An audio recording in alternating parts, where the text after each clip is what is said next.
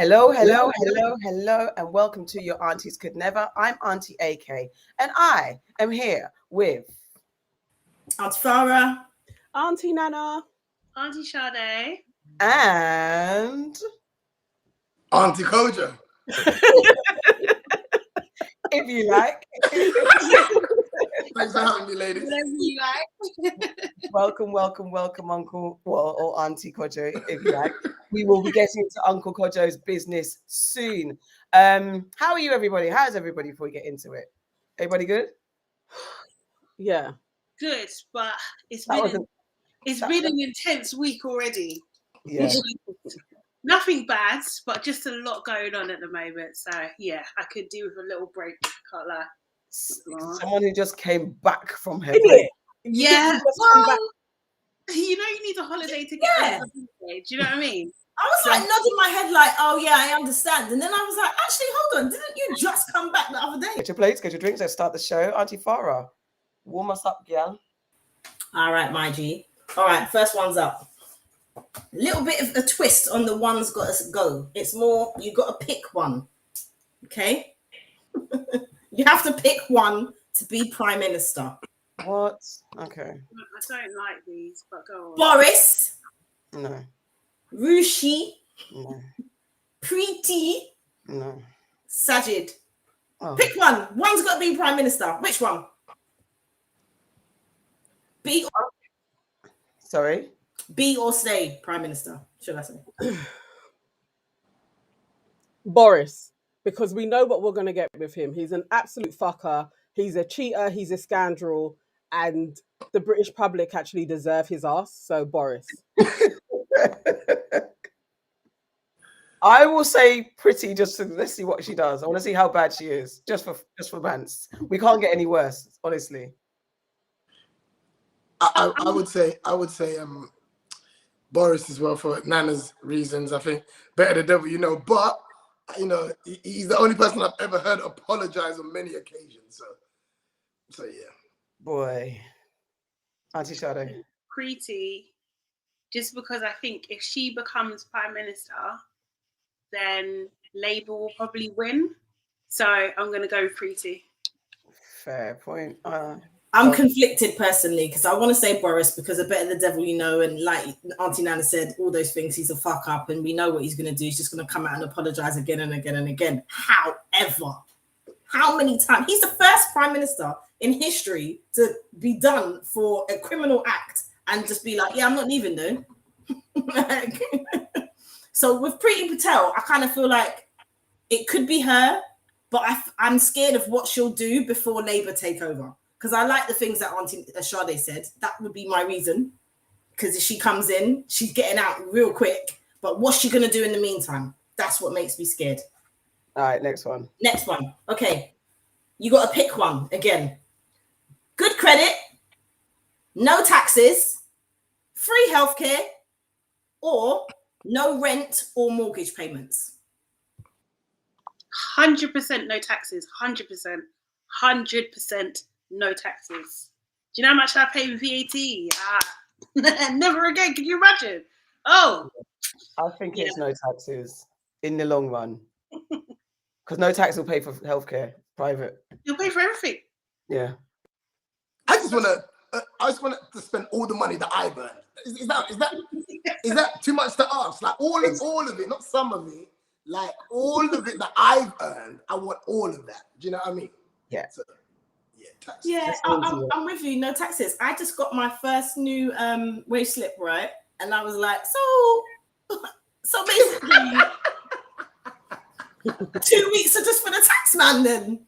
Yeah. So the tax man's just got 2 whole weeks from me. 2 weeks, yeah. It's like, for real? That's a mockery. Yeah, I don't want to pay no taxes at all. No ever. taxes. Again. Okay. Last one, and because Kojo is here, it will be a comedy one. What did you answer? What did you say? Did you answer? Yeah, but you guys have said it all. Everybody knows my stance on taxes. No taxes. So no taxes. Yeah. I thought you nodded, sorry, because I know no taxes. Yeah, I nodded. The spirit said taxes. We saw it. So one's got to go. comedians: Bernie Mac, Martin Lawrence, come Eddie on. Murphy, or Kevin Hart. Bernie Oh Mac. my God. Wait, hold on. When you say one's got to go, where they go? Because I ain't sending no one to hell. Listen, you can never ever hear their comedy or a line that they've said or anything ever again. That's it. It's done. Oh, Out man. of existence. Random names again? Forever. Yeah. Bernie Mac, Martin Lawrence, Eddie Murphy, Kevin Hart. But Martin, man. Sorry, man. Martin, you gotta go. Bernie, you can't live without Bernie, man. I can't live without Bernie. Seriously. And Eddie. Kevin Hart for me. Serious? That's Like interesting. Kevin, man. Martin Lawrence is the reason I started. Eddie Murphy is one of the most talented black men alive. And who's the other one? Bernie Mac. He's Bernie just Mac. kind of like the people's champion. Do you see what I'm trying to say? I think all of them are kind of similar. I think Kevin's become the biggest out of all of them. But things that I think I would miss would be those three. So Kevin would have to go. Oh, For me, it's Bernie Mac, actually. I think, although I find him funny, but I feel like I could have not seen him and I'd be all right.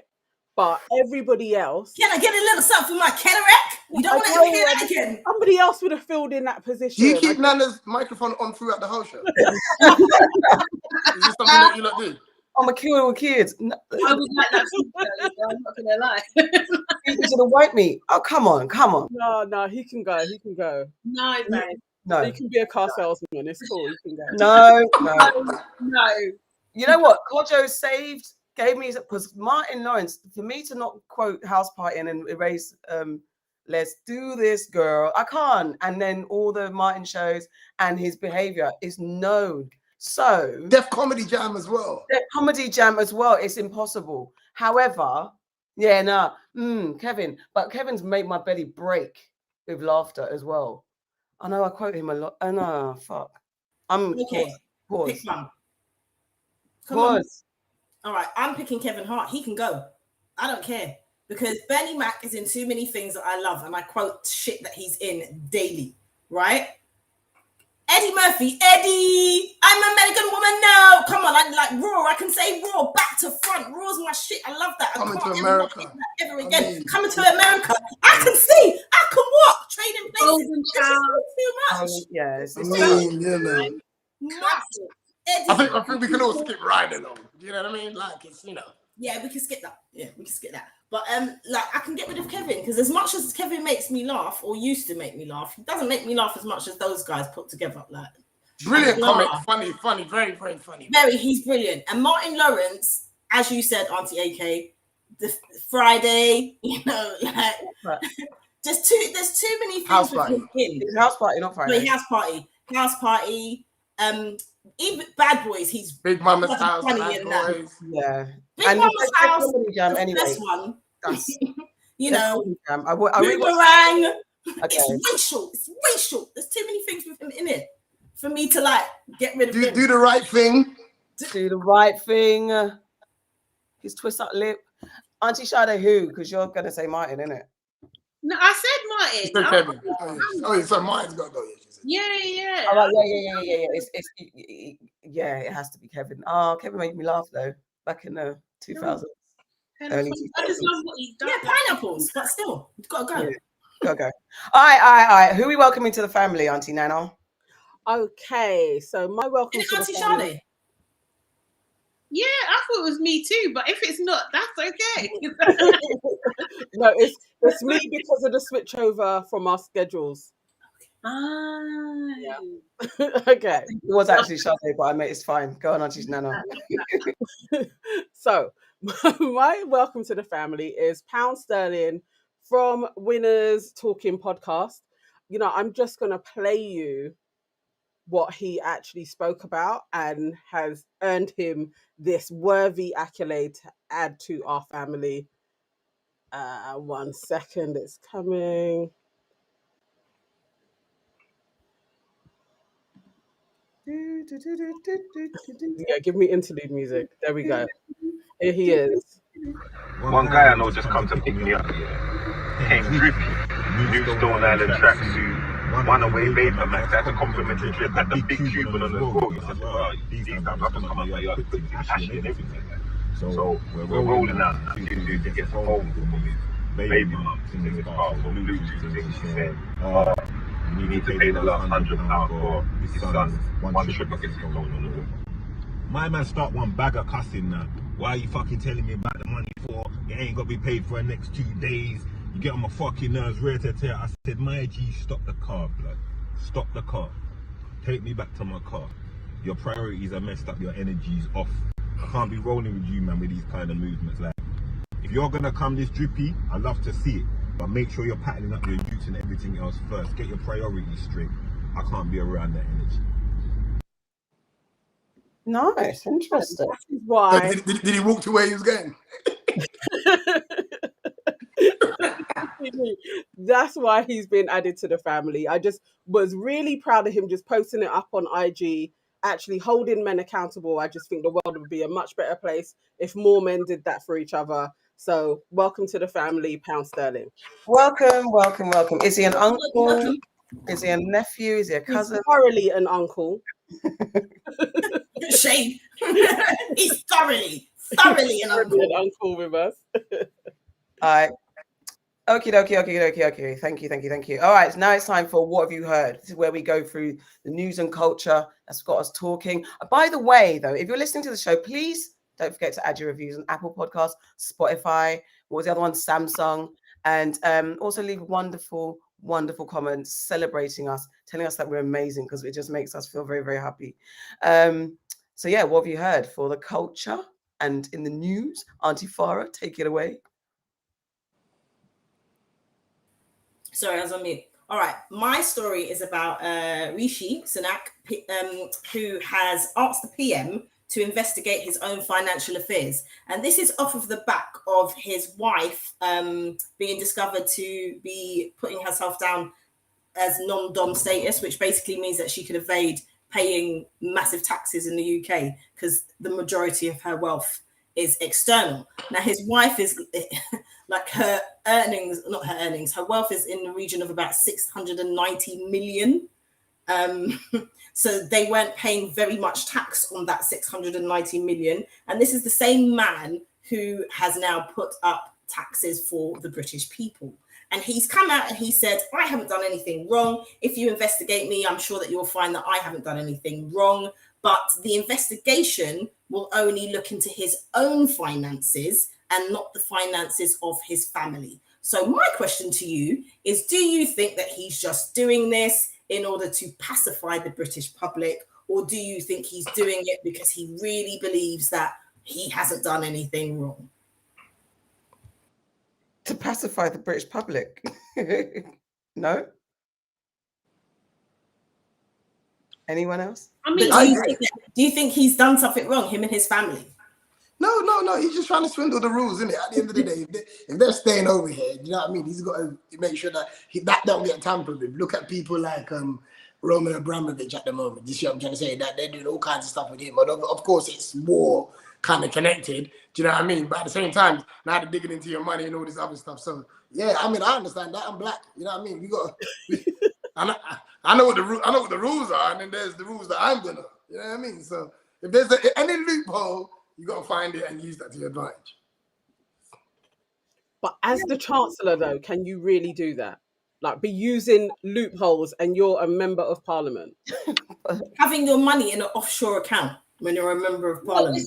It's his wife's money.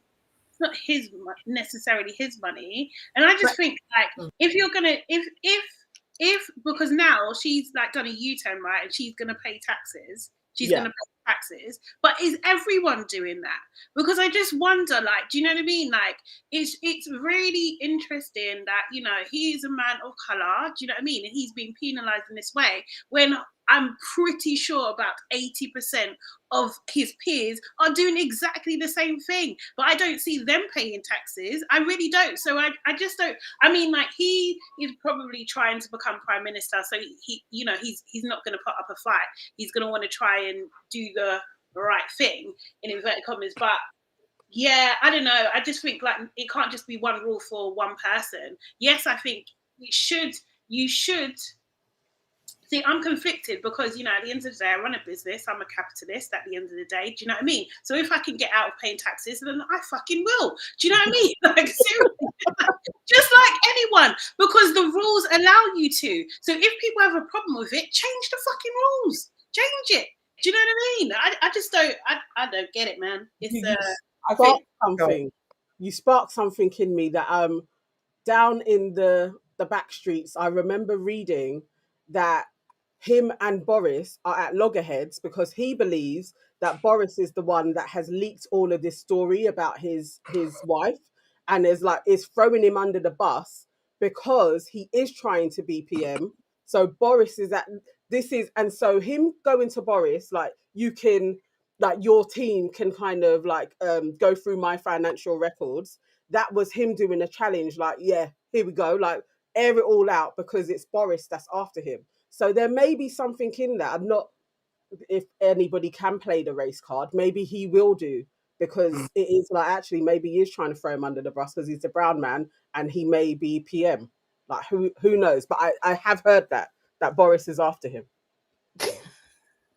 I don't even know what to add to this, because I just think it, you know, sometimes commenting on these people and having an opinion, they're going to do what they want to do to appease us, to manipulate us, to distract us, all this type of stuff. There's nothing we say or do that will change their actions. It's performative, isn't it? It's distraction. And if it is that, he's offering challenges to his rival in for the big seat. I mean, is Rishi is even worthy of PM? Can he do a better job than Boris? Anyone. I mean, who are they choosing from? Do you know what I mean? The pool is... it's not a pool. It's not a pool. It's a puddle. It's a Google. All right, let's move on, because I didn't. Okay. Sorry, okay. Go on. I didn't go. No, I know, because we were all just talking. Sorry. Yeah. No, I mean, what I found interesting, obviously, is the fact that his wife has not paid tens of millions of taxes. And Sajid Javid has also come out now and said that he claimed non-dom status as well, whilst he was a banker. And that most of his money in that time was in an offshore account. So I just feel like when these people are putting up taxes of average working people, and when they're decreasing the amount of benefits that people are entitled to, I just always think that they don't really know what they're talking about, and it's not fair. I get what you're saying about being in business and no one wants to pay taxes. I think, you know, earlier on we were saying, what would we get rid of? I'd get rid of paying taxes too. But it just seems very hypocritical that these are the people that are running the country, and these are their actions. They expect you to do stuff, and they're not doing it themselves. Even if you think about stuff like what's happened today with their fines, how much have they been fined? Well, that's not disclosed how much they've been fined. But you had Preeti Patel standing up talking about how if you're caught having parties, it's £10,000 a fine. I know Boris didn't pay that, and I know that. I know that's not what's happening. So it's the blatant hypocrisy for me, continuously.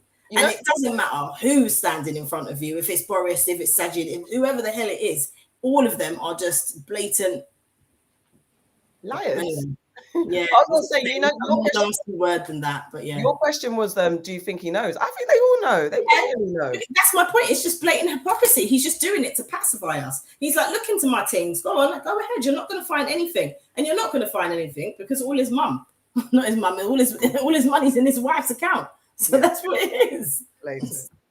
Yeah. Did you say that Savage? Javid. I never know how to say his name. Sajid. Yes. Sajid.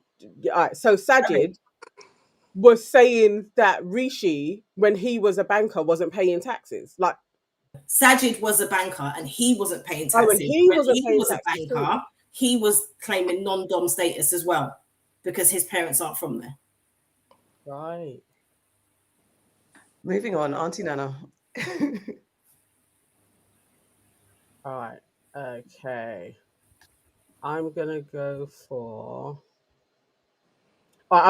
down the co-parenting route. So taking a total different turn. So co-parenting. How do we reach a resolution when you have a deep issue with the partner? Just thinking of like Dizzee Rascal and his ex-fiancée situation. because now he's got his penalisation, and he did a fire in his back garden, and literally he spoke the facts on what happened and how he felt that the judge was after him and all manner of stuff, and he didn't do anything.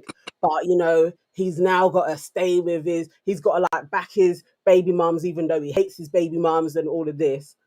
What can we offer to Dizzee Rascal as advice? I swear the last time we spoke about Dizzee Rascal, we was also giving him advice. But any type of new advice that we can give people who are co-parenting and also like have deep issues with their partner, what do you think would be a good solution?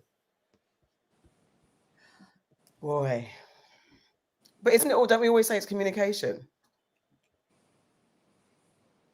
Isn't it? But in this instance, can you be communicating like there's an injunction out against him, isn't it? He's not allowed to go within a certain amount of feet of her for the next, I think is it 18 months or something like that? Yeah. So how do you compare it with it? Makes it difficult. I think it will have to be if they're not at the point where they can communicate with each other, they have to try and have a mediator, whether that's an assigned mediator or whether that's someone in their families that can do that for them. Because at the end of the day, the only people that are going to be getting hurt are the children, and that's the bigger picture here.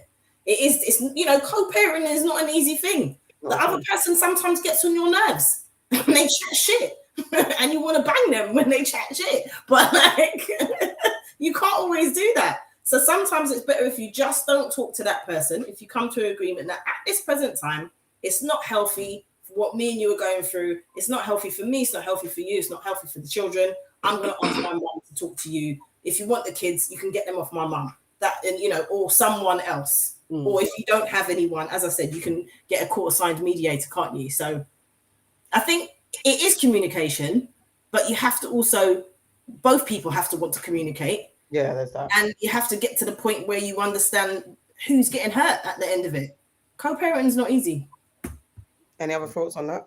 I would say it's not just the kids who are hurt, it's the people that are actually creating this energy as well. I think it's kind of a throwaway just to kind of say it's the kids.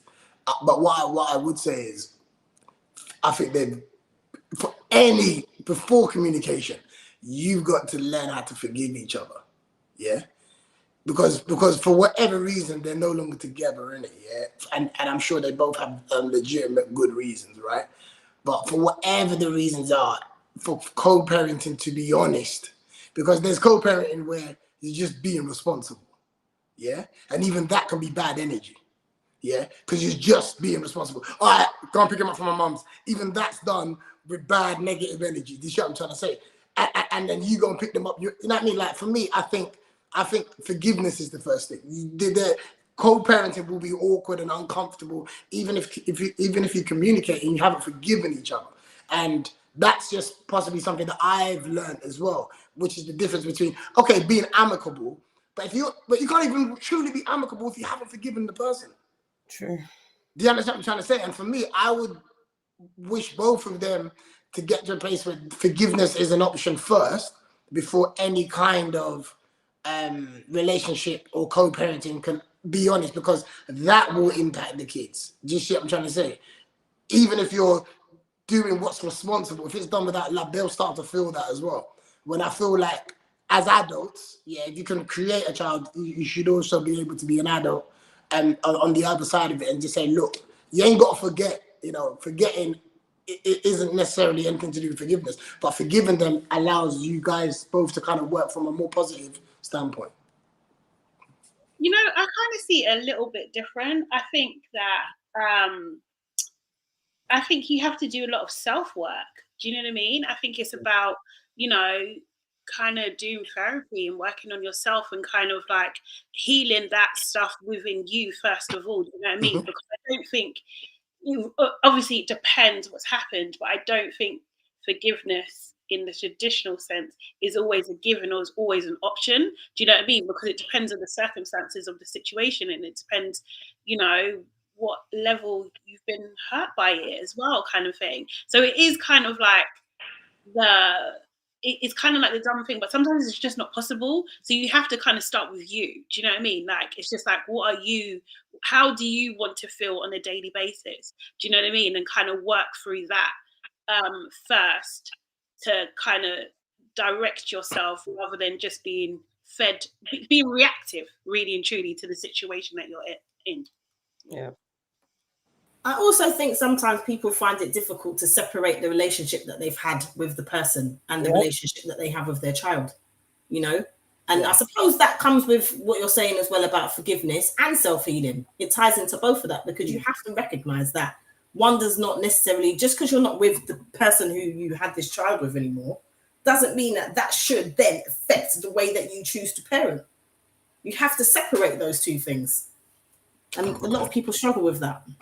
I think it's hard to think about, like, actually for what Dizzee has been through, and quite a few other parents, where you have to go down the court route and all that entails, whether you're spending thousands on it or it's like a criminal prosecution, to actually come full circle round to then be an effective parent. I do actually lean way more to there has to be a real higher level of forgiveness in there for yourself, if you were the aggressor or whatever, and the other person that they took you down that path. I do think there would be quite we always speak about this. I think even that his partner even went through with prosecution, there's so many other people within the community that will be like, how are you doing that to the father of your children? So there's lots of healing that needs to take through just actually doing that step. And he's not going anywhere, she's not going anywhere. How do you actually repair to trust each other that we can effectively communicate and parent and be the best parents that we can be when we've had the law within our relationship? I think is really complicated. But there definitely has to be like a very high level of self-awareness that I can't say I've seen so far, but I really do hope that Dizzee steps into his power and goes forth and is like a real trooper and does the self-work so that he can be a great father and co-parent with the mother of his children. Actually, has 2 kids and one's really small as well. I think after everything you guys said is right, but then I do go back to what Aunty Farrah said about putting the kids first, because no matter what, it's a long journey to self-healing, especially if you've never even considered self-healing. And in the moment when you're so angry, so hurt, and as you say, like, court is the ultimate betrayal, isn't it? You know, even if you deserve it, it's seen as an ultimate betrayal. So that level, there's so much going on in the moment. You're not getting over that. You're not forgiving in a week or a day. I mean, some people might, but if you're truly honest, absolutely. It's a lot of emotions to sort out, and all the while you're trying to figure that out. The child is there, so there has to be something that anchors the parents to be present, like, no matter what. And it is, I get it, Kojo, in that whole dropping the kid off into like, here, take the kid, and do that. And there's all that energy and when you're dropping off the child and all that type of interactions, negative. And even your mediators, if you haven't got the means to get someone external and you're trying to find a family member that's not biased, all that stuff, there's so much going on. So I just think the child has to be the central focus. If that's your calming stone, that's your child. Remember the child in the mix of all of this. That's the person that you anchor onto, to remember that no matter what, because that's easier. Because people always say, it's about my kids, I love my kids. But a lot of them are not honest, because if it's about your kids, you would do so much. I know I sacrifice a lot for the sake of not having my child see a lot of things. And I swallowed a lot. But what kept me sane from reacting in how other people might say, if I was you, I'd be like this. And if I was you, I'd be doing this. It's like, because I remember what I went through. What I don't want my child to go through is what kept me moving forward and doing things that others might have said, nah, I would never have that. But for the sake of my child, that's what kept me slightly on path of like, I'm not gonna, I mean, it might have been to my detriment, but in the moment, that's all I had to, that helped me focus. So I think that's where I'm at on that. Okay, Aunty Sade, what are you going to talk about? Are you going news or culture? I'm going to go culture. So I don't know if you guys have seen this show on YouTube called Full Disclosure. It's quite a spicy show. It's quite a spicy show, but it deals with really, really difficult issues that are really tough to talk about within our community in a very raw and upfront way, right? And that's what I guess I like about it. And the last episode that I watched, although I need to catch up today, was about two influencers. One, you know, my fave, Lani Good, and also another influencer called Esther. And I think they both were members on another show run by the same production company called Backchat. Now, they basically had like a sit down and talked about a guy that they dated. They both dated, and the times like overlapped. And it was quite a disturbing conversation, right? So it turned out that the guy that they both dated was abusive to both of them in different ways. One of them had like physical abuse, and the other one had like more like mental abuse and everything like that. And it was just really difficult. And now this guy, you know, he is an influencer himself. He was named, so it's out there. His name is Marc Cuban, and according to the show and what was said in the show, there have been a few girls that have saying similar things, that they've experienced similar things with him. Now, Esther, who was actually dating him at the time, and I think this is back in 2019, she said, you know, when she was ready to talk about it, like she went through like a very difficult time, and then, you know, I think she like bought him a car. She, what do you call it? I think he moved into her house and everything like that. Bear in mind, she's got a young daughter as well, kind of thing. And like, she basically spoke to some of, you know, her peers, like Castillo and I think another guy as well, and told them about it. And they kind of like locked him off and stopped working with him. And I thought that was really interesting because you don't see that a lot in our community. So I just wondered, like, had you seen it? What are your thoughts? Do you think in this kind of, you know, sea of cancel culture, what do you think, how should we as a community deal with someone like Marc Cuban? Ooh. Big questions there. What do we have apart from what are the headline things that he did when it comes to abuse? Physical, mental, a lot of kind of like derogatory talk, that sort of thing, sleeping with multiple girls, financial abuse as well. So this is a thing as well. It's interesting, as you know, as we get older, we see like different trends of what, like, or different labels on things, you know. Do you know what I mean? You wouldn't, like, I think back in our day, you wouldn't even think like if you're buying stuff for a guy and he's manipulating you, they're like, it's physical abuse, but that's what it's kind of called nowadays. So yeah, that sort of thing. But it wasn't, I think Esther maybe went through this for about a year, but there was other girls that he was doing sorts of things to. And I think there's a part 2 tonight, so I think the plot thickens. I think he may be sharing people's nudes and things like that as well. Yeah. What does he do? And what does he do? Allegedly. Allegedly. All of that allegedly in the bubble, allegedly. What and his role in the community is what? He's an influencer as well. He's been on Backchat and a few of these other shows. So is he like a PT by profession? Say it again. Is he a PT? I'm not sure, actually. I don't know. I know that he's a buff dude, plenty muscles, and is quite popular. For me, what stood out was how they were describing the abuse. I actually thought that was really interesting, and I hope like lots of young girls that were listening were actually taking in the steps that he used. Like, so there's the talking about other people, like slagging them off. So you're he goes in straight with trauma bonding, like girls that you probably don't really like. He's like, yeah, they don't like you too. Isolation, being very close to you in proximity. So after a while, as Esther described it, it's not like I've asked him to move in, but he's moved in. And I have a few friends that's happened to. They haven't said, come and live with me, but the person never left. So it's like, before you know it, you've got a man in your house and he has all of the stuff. And then you're kind of like, you're given a key because he may be locked up. And then before you know it, he's living with you. And it was just, how she described it, I was like, yeah, that's like, people need to think about that. That is definitely an abusive trait. And the talking about other people, and then also, borrowing money, or you being obligated to buy them things that you don't actually have the financial means for.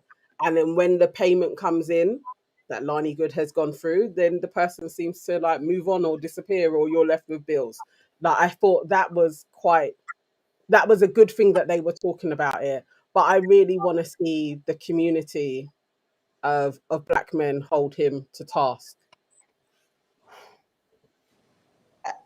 Yeah. I don't know, I'm going to draw you out, Uncle Kojo, if you feel that black men do enough in the community to hail out, hold accountable other black men that are seen to be doing problematic things. Accountability to men is pulling somebody aside and talking to them. Accountability to women sounds like you don't want us to do everything publicly. But you have to understand, yeah, men, our thing is about making your it's like what what's his name, Pound Sterling done, right? Like that was a moment that he actually physically done in person with that guy. Him telling us the story, you know what I mean? Like, for me, it's like, you've done what you've done. Why did we need to know that? Why did we need to know that? If you've spoken to him, come online if you feel like that's where you want to talk to him. For me, but if you've spoken to him, well, none of us know who this guy is. None of us know. We don't even know if the story is real. No, let's just have it right? So my point is, if I've given a homeless person some money, do I need to come online and go, hey guys, I've just given this? Do you know what I mean? Like, for me, you've done what you've done, right? In this scenario, I feel like there's lines that I think, that can't be crossed, yeah. And there's too many lines in this one for me. That's just been crossed. Physical abuse, mental abuse, calling her ugly and all the other stuff, isolating her as well, which is a very, very big thing. Yeah, people isolating you so that the people, you've got no support system. You know what I mean? Those people are, for me, are some of the worst people that you can think. Those are the things that you draw for someone out publicly. For me, like, it has to be public information, because if you don't, you are also part of harming other people that aren't aware of this, man. I think that's exactly what it is. It's not. I think it's less about women wanting just like a public hung, drawn, and quartered for, like, just for, that social attention, the drama. It's more the fact that it's so rare, which is why there was such a big furor around Will Smith slapping in defense of his wife, where some people react like, oh my God, we don't often get that in our community, where someone's actually showing that type of, I mean, we won't go into that. But however, it's more about, it seems so co-signed to have multiple women, to be controlling, to be this in our music, in our culture. Unfortunately, in the loudest thing parts of our culture, not everything, not claiming all of it, but in the loudest parts of our culture, it's those type of things that men do that it is that pull aside. I told man behind the scenes, but then the behavior never changes. The behavior never changes, and it continues. The cycle repeats. So sometimes it is just like, for once, like, your friends, why is there no, maybe not friends, but just people just say, no, we denounce this behavior because this, that, and the other, and having public conversations about it more, and whether it's on their podcasts, on their platforms, less of just talking nonsense, but it's like, these are the situations that are happening to us as men. This is what we need to do, because the minute a man, like Sideman went through a lot, speaking on behalf of women, he gets called a simp, and all that type of stuff, and it just, then they get undermined and said they, I think though, as men, what we consider is, if we do something publicly, yeah, we have to calculate every possible response. I don't think that's just a man thing, though. No, it's not just a man thing. But I'm saying to you, primarily, we don't do too much talking. Yeah, that's not our thing. Hands get thrown real quick. Yeah, women are surprised when they get hit. Men ain't surprised, because it's part of our process. So if I'm drawing someone out publicly, I've got to now be prepared for him to physically come. Okay, I understand that. Okay. Yeah. So when people are saying about accountability, it's not men. That's what I'm saying to you. It's how men are. It's how we do it. If this whole public thing is what people can see is okay. Well, it's good to see that this is what men are doing, that's fair enough. But whoever does that has to now be prepared that man's gonna come see you in any sort of facet, So I look great coming publicly and be like, yeah, but none of you are gonna be around when my man comes to butt me. And it's not even about being afraid. Is this something that needs to be It's the reality. I understand what you're saying. Like I suppose I didn't think of it like that. I think for me, because this person is a public figure and they're going around doing things and it's commonly known what they're doing, I think him being held accountable publicly is letting people know publicly that your public behavior is not accepted. So I totally understand what you've just said about why you've got to think in those ways, because it could lead to something violent. And do you want to go there in this day and age and at this stage of your life? I totally get all of that. I hadn't actually thought of it that way before, but I literally, for me, why women often say that person should be held accountable is because they're not. And if they're just told something on the side, to the public, it looks like that behavior that they've been demonstrating is acceptable. And it isn't acceptable. The sad part, though, is there's people that are responsible for things like this called the fucking police, right? Or the government and stuff like that. But now we've been told as men to police these situations, right? And the thing is, I'm telling you, there's loads of men that think various things, of course. But we all understand with our conversation that if we go and do X, Y, and Z, be prepared, for all possible outcomes. There's people out there that don't do too much talking, and then now, because people want me to publicly come out and say, denounce this guy or whatever, I've now got to put my family at risk. I've now got to put all this up. There's things that are going through it. So I think as men, before we make any move, we size up the whole situation. And one of the things that we think about is, a reaction to what I've said. It's part of our process. I do think that does work both ways. I think maybe I think it depends where you're from, right? Do you know what I mean? Like from what I know from Esther, she's got a little bit of a road background, so people could come for her easily. Do you know what I mean? Like violence against women is very, very real as well, kind of thing. I just think that what he has been, by not being publicly held accountable for his behavior, he's been able to hide in plain sight.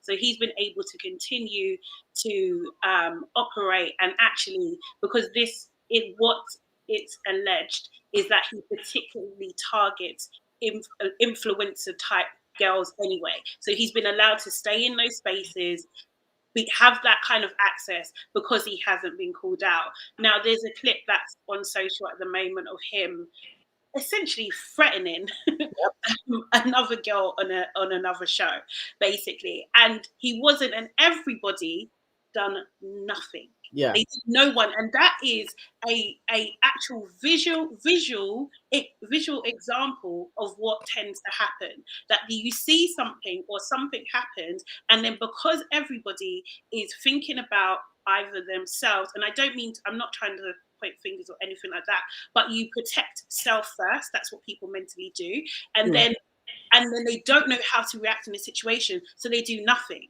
So then what happens is that person just gets validated in his behavior because he isn't challenged, and then continues the cycle again and again, and more people get hurt in the process. That's what tends to happen. So it's just like, I don't know if it's necessarily the complete solution, but I definitely take, part of what you're saying, Aunty Farrah, is that if you're in the public eye, then you need to be dealt with in a public manner. Do you know what I mean? I think that works for me. That tracks for me, for sure.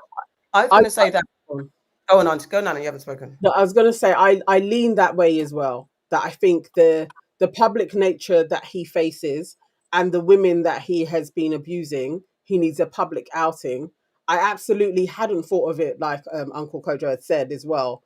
That's a very valid point. But then also to Pound Sterling actually talking about how he actually dealt with somebody being rude to the mother of their child. I appreciate that, because that sets the tone for younger guys to be like, actually, we don't stand for this. I think when an older, when an elder says something, when an older's actually is like, we don't go for this, they set tones. And you kind of need more people. It doesn't have to be actually like current or naming folks. I think to just say how I deal with things around me is, this is how you conduct yourself. I appreciate that. And I do get there is a real threat of violence. I get it. I forever have this being told to me from my husband when I want to fly into a couple having a fight, because I'm like, we got to protect the woman. He is like, you flying off to go and protect this woman. Who's the big black guy that now has to go and fight everybody? Like, Yeah. and it's that thing of, I don't think about it at the time. And I have been warned about this numerous times, but there's something in me that's the injustice. I want to fight, but I get it. It's very different for a man, because then all attention goes on to you, and then you have to be the big bad fighter, and all of the shit that comes with that. So I get what you're saying. Yeah, I definitely get. I hadn't even thought of it like that as well, honestly. But what also could happen if if it's not a public calling out, it could be remove that person from a situation. He shouldn't be on Backchat again. He shouldn't be getting work. He shouldn't be, because that is a silent cosign. If this story comes out and then the next day he's at all the events that that we frequent, he's on guest list here, guest list there, then he's rolling with so and so artist, so and so actor, and still in the community out there, that's co-signing his behavior. So what needs to happen is that he's removed from these lists, and then explain that. And I think remove the kind of embarrassment, because we understand when people are embarrassed, anything can happen. That's the biggest thing. Pride and ego getting damaged is over for some people. But so then what it is, remove him from the community, remove him from those places, affect his bag in a certain way, so that is understandable. You can't get away with this, and we're not going to align with. I think that's what that's an alternative way to do it. Remove him but at this point, it is an allegation, isn't it? And and this is a wider conversation, not just about this guy, because it is allegedly at this point. It is allegedly. It definitely is allegedly. But even Esther said something in that on the show. If you have tens of people saying something, there's something there. And I'm not saying that is the law, and things shouldn't be investigated and looked at. But if you've got tens of people, and I said this about some other dodgy characters, there we go. if you've got tens of people saying the same thing and they don't personally have a connection, but their stories are the same, you've got to kind of think there's some truth in that. And then can I just add as well, just like the police point as well, it's just like often, especially Black women, are not heard by the police. No action is taken. We're not treated the same. There's like this new law that they're trying to get in. Valerie's law. Yeah, that's it, kind of thing, to make sure that Black women are treated and believed when they say that something has happened and action is taken. And that is the unfortunate situation that we're in. And it's just like, when Esther was speaking, she talks about her culture being Nigerian, and the culture is that you don't say you don't air your public laundry. Do you know what I mean? You don't say anything, and you should just be grateful that you've got a man there anyway. Do you know what I mean? And just take it. How bad is it going to be? And it took her. She had to go through her own personal healing, and I doubt she's finished, to be honest. Do you know what I mean? Because when you go through these things, it's a lifelong thing usually, and she had to make the decision to kind of like, talk about it. And then once she did, then she starts finding about how many other women that were affected by the same person. So, it's just usually in these kind of things, there's often a pattern of behavior. And what I would like is for, if that pattern is spotted earlier, then it can be intercepted and, do you know what I mean, redirected into something else. Yeah. Can we, let's get the comments. Okay. Yeah, there's quite a few. Yes.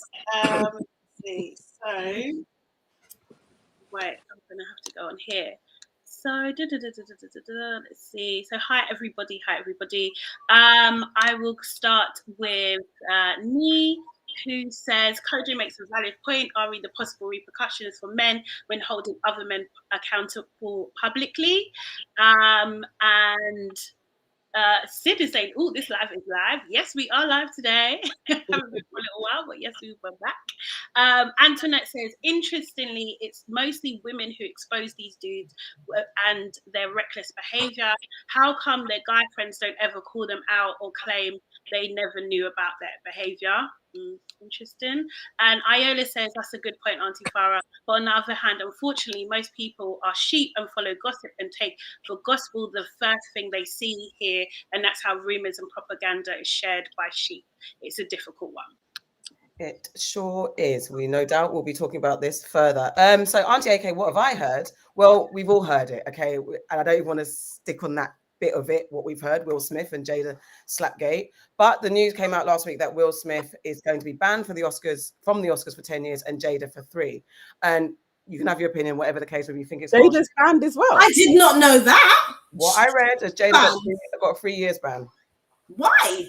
Okay. Jada was just sitting there. She was sitting there. No, let me finish. Let me land. Sorry. Because the look and she laughed. And she's going to go back. Anyway, so the first thing, apart from everything, the reaction about it, whether it was harsh or not, the first thing I thought about was my ego. That after 10 years, I'm not going back ever. But what would you do? Because I'm like, you banned me for 10 years. I think my ego got in the way, like the shame of turning up after 10 years. And then, okay, I'm allowed to come now. And a part of me will be like, I'm not going again. So what would you do? Would you go back after 10 years or not? No. Who are you asking? It depends if he's still working.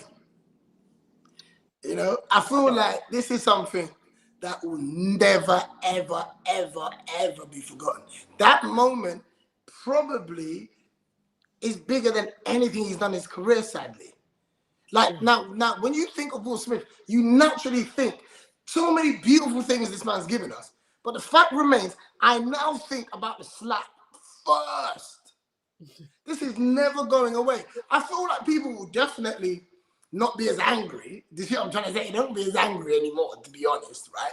But the moment he comes back, it's gonna go up again. The moment he comes back. So 10 years, 20 years, I feel like, for me, I'll be done. I'll be done with it. You want to go back to the Oscars? Nah, because for me, he's not small fries. He's big. He's big Will. Do you see what I'm trying to say? Like for me, listen, I won the best actor. Now, if they take him that, for me, I would have took that away from him. Oh, really? That's the punishment I would have given, yeah. I would have taken that back from him because the message you should send to people is like about professionalism, right? It's about professionalism. Banning him for 10 years ain't no real punishment for me, yeah? Because he says he was coming back after that anyway. If I pump somebody in their throat, if I'm going to go back to their yard in 10 years, saying, well, go on. No. So for me, I don't really feel like that's the main punishment. I think ultimately, I would have taken the thing, but they've said 10 years. I don't think he cares. Me personally, I probably wouldn't go back unless I've done some movie that's groundbreaking and I'm nominated.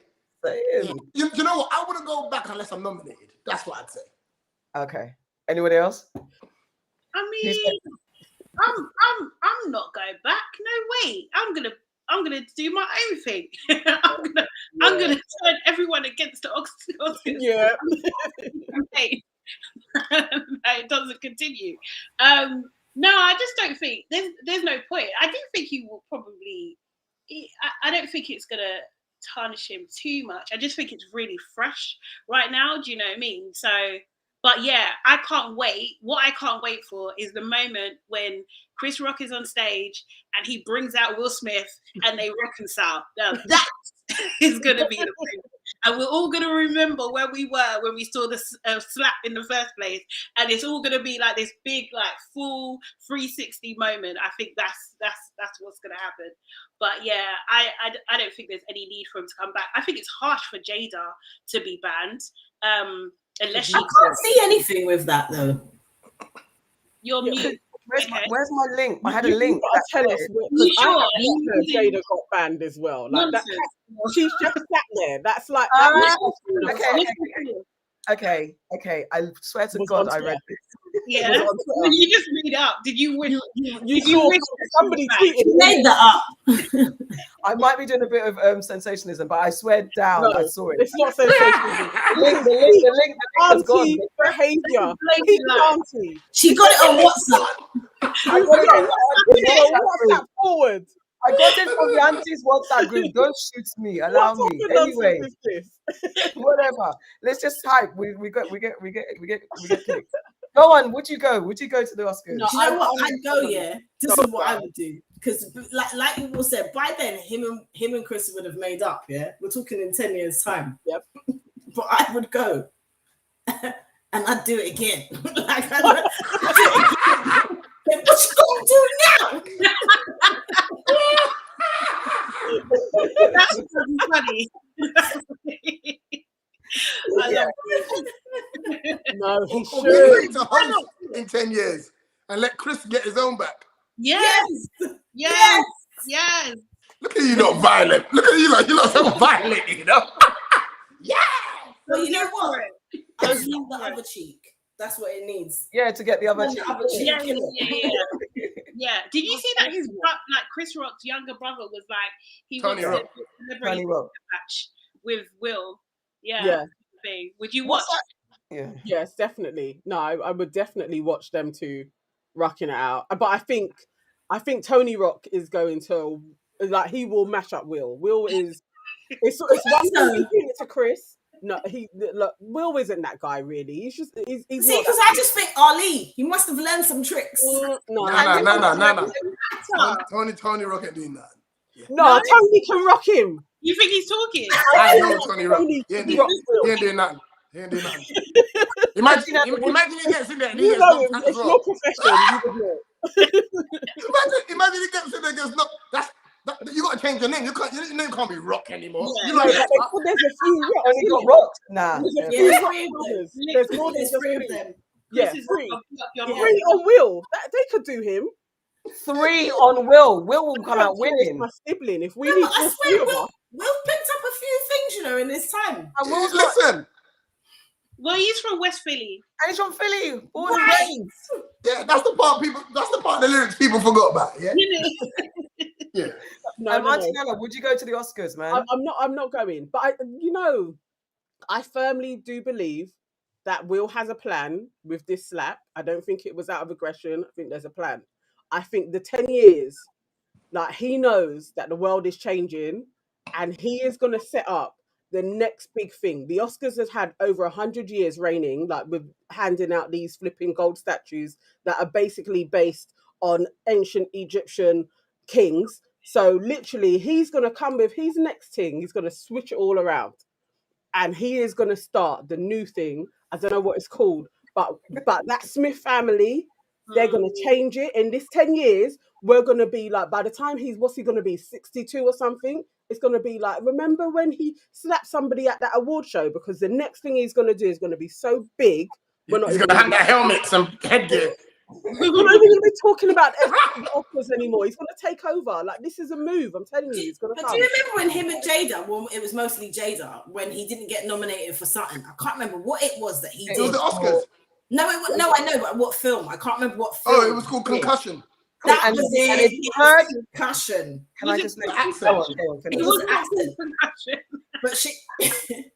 No, wasn't it called? Wasn't it called Concussion? It wasn't called Concussion. That's funny. It was Concussion. Was it Concussion? No, yeah, but she's saying because he hit him. You know what I mean? That's right. It's linked. But do you remember how Jada was going on? She was going on mad because we got nominated and talking about we don't need the Oscars and da. So they've been planning from then. They know what they're doing. Did you see how when you go to the Oscars, you show them how much we don't need them. Doesn't matter who's on that stage, you slap them. Have you not read his book? Have you read his book? Yeah, everyone's going on I've listened. It's the best autobiography I've ever read in my life. Really? It's the best autobiography I've ever read in my life. And even the audio version, His storytelling second to none. It's a must read. It's a must read. Sometimes people kind of look at the person and say, "Do I care about their life?" But I've learned, especially from reading Charlemagne's book, is start reading about people you don't really care about, because that's where you gain knowledge and that's where you learn. If you read a book about Tupac, you know 90% of it already. Do you know what I mean? Yeah. Right. Yeah. But people that you admire, invest in them, because invest in their journey, because that's where the gems are. But this guy, you know, if you've read the book, that slap to Chris Rock looks completely different. Yeah. You saw it coming. Hey. You saw it coming. If you read the book, you see that slap coming. So it wasn't even about Chris Rock. That was for everything that this man has ever had to carry that the industry's put on him. And as I said to somebody before, he is what you get, and the action is what you get when you are always the bigger person. This is what I'm saying. I said that's a build-up from a lot of other stuff. It wasn't just about the joke. I did. 100%. They've been on him for a little while now. Yeah. So, and it's true. Only so much one person can take, you know? Exactly. Yeah, my ego's still up. At the moment, I'd say I wouldn't go, but possibly it'll be if the nomination was key and it's a business move, I'll be there. But I don't know. He's 62, you know, 10 years. 62, picking pension almost or whatever. Let's get the comments. Okay, I'll just do a couple of these because they're quite a few. Victoria says, has Will Smith been to the Oscars in the past 10 years? Given his ratio of making Oscar-worthy movies, he'll be good, because it might be 11 years until another decent film. Oh, Victoria. I didn't see that coming. Nee says, me go back to the Oscars, you did craze. Yes. Antoinette says, if I was Will, I would turn up next year just to heckle people on the red carpet. I can't go in, but I can shout nonsense from the side and then not go back anyways. It's just another award ceremony. And Iola says, if I had the Smiths money and power, I'll never go back and I would start my own Oscars. Buckham, Slapgate was the most exciting thing ever to happen from the event, and goes on to say, to be fair, I'm more often than not, there's a woman pulling strings or influencing some men behind the scenes. In this case, it's Jada. She's highly manipulative and has mocked and dragged Will to the point he had to do something by force. Shouldn't have slapped her after that recent video. Slapped her after that recent video. Shouldn't have slapped her. Should have slapped her. Oh, sorry. Should have slapped her after that recent video she posted. If it's genuine, hashtag it's all a show. So, oh yes, I got it now. And then Ronald says, hopefully 10 years from now, nobody will give a damn about either the Pinkett's Smiths. No, we're still gonna care. Yeah, no, I think so. But you know what? Actually, what Iola said isn't controversial. I've seen that rhetoric way more than we have discussed on here, because most people I found are way more like Jada is a witch, and we haven't really been like she is the master manipulator. No, so, I think we've talked about that before. Have we spoken about Jada? Yeah, no, we have spoken about that. Yeah, we have. Yeah. I feel like we've been pretty much for the Smiths. Like, we haven't been on Jada. No, we've spoken, because the thing is, I don't know how you lot feel, but I just feel like this is this blame the woman type bullshit. Yeah. You know, like they keep regurgitating shit that she said ages ago. She has spoken about the fact that when she was pregnant, that's when they got married, and she didn't want to get married then because she was going through some shit. She's spoken about that. That's not new news. Yeah. Why are they pulling it out like she's saying, I never wanted to marry you anyway? That's not what she said. They're manipulating her words. That's what's being manipulated.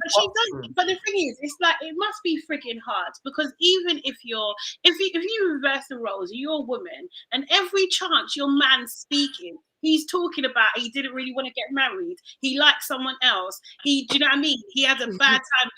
He had a break from his relationship because he just wanted to be happy. Fucking hell, man! Like, seriously, it is a lot. But I also don't believe that Will's been totally innocent in this whole thing. No, I don't think so. But she's publicly saying these things. Like, he's not saying those things publicly. Do you know what I mean? That's a lot to take. Will is good because me, no. Yeah, one of the things that I think was on one of the shades, whether it's the borough or the room, they took that point where he was talking about the party that he did for her birthday and saying that she's a witch for that. And I was like, but the context was, if you watch the whole Red Table Talk, and to be fair, I don't know how many times Jada's talked about it, but it was, for me, only on that Red Table Talk that she's literally gone into the detail about the relationship. It was that one Red Table Talk that's been remixed 1,000 times. But that particular...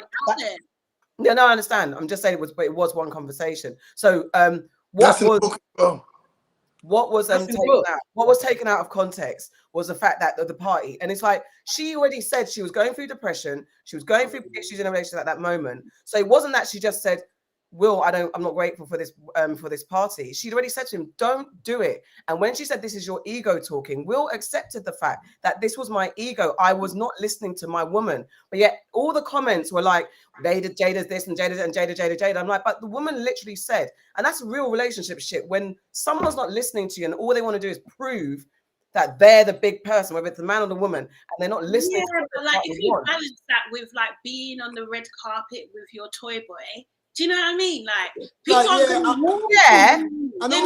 also, but the seed, the seed to all of that,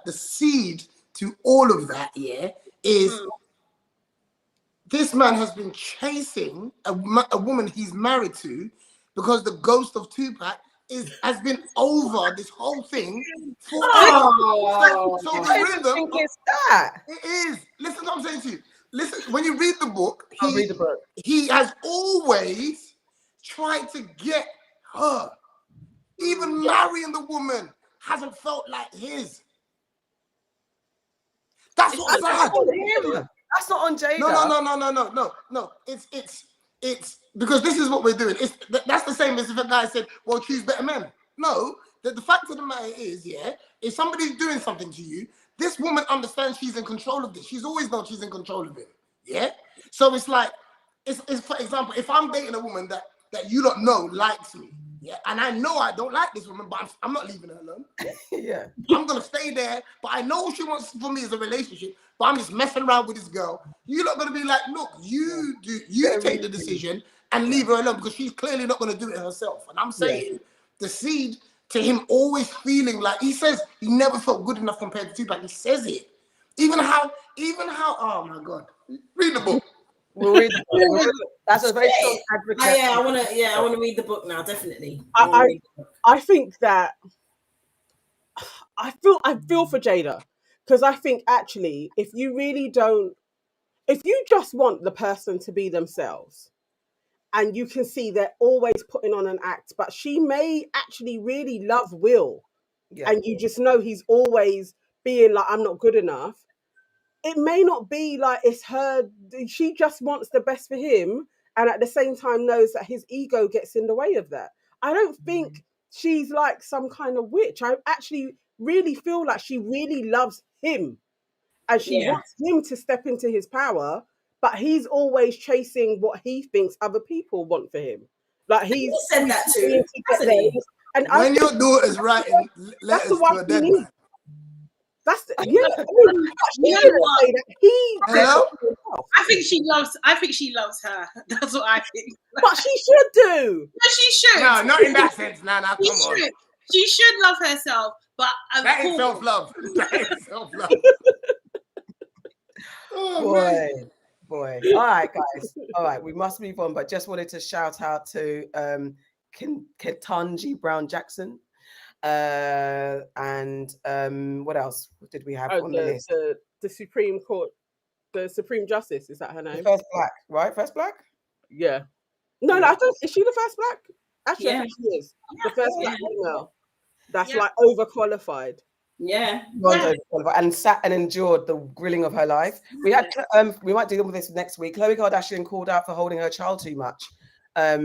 That's something that people go through. Kevin Samuels, our favorite relationship advice guru, had a really interesting take on why men shouldn't get with women who have children, and it would link that conversation. What did he say? What did he say now? No, we have to repeat. Yeah, No, we got you mentioned it. We got to discuss him now because No, you have to say. What did he do now? What did he say? I just left it as a teaser, honestly. No, but why should? What did he actually say? Do you know? No, no. Basically, yeah, there was a conversation about the conversation that he was having. And to be fair, because I didn't want to give the thing ratings, I was trying not to. I wanted to research it, but I didn't want to give the clip rating because I just can't. Okay. However, the paraphrasing and what Twitter gave me was that Kevin Samuels was in a conversation with a woman, as he does on his show. And the conversation was around why men potentially shouldn't get with women who have kids, especially girl children, because of the risk of being accused of sexual abuse and things like that. And his comment that people are saying was taken out of context, but no one can find the context, was that he was saying that children tend to lie. So why, and you should believe the man first over the child because children tend to lie in those cases. Now, let me be clear. I have not watched the whole thing. And there were lots of people responding saying it was taken out of context, but lots of people who had watched it, and that link's broken for some reason. So, and the people who had watched it said where there was no need for context. He said, there's no context that can explain away what he said. Others were saying, get the context. But there were more people saying, we watched the whole thing. There is no context to giving that what he was saying. Kojo, do you watch Kevin Samuel? Yeah. Is he your hero? What? I wasn't even going to go in with I'm teasing. You know. I am teasing. I'm teasing. Do you, yeah. No, it's a fair question. I agree with a lot of things that he says.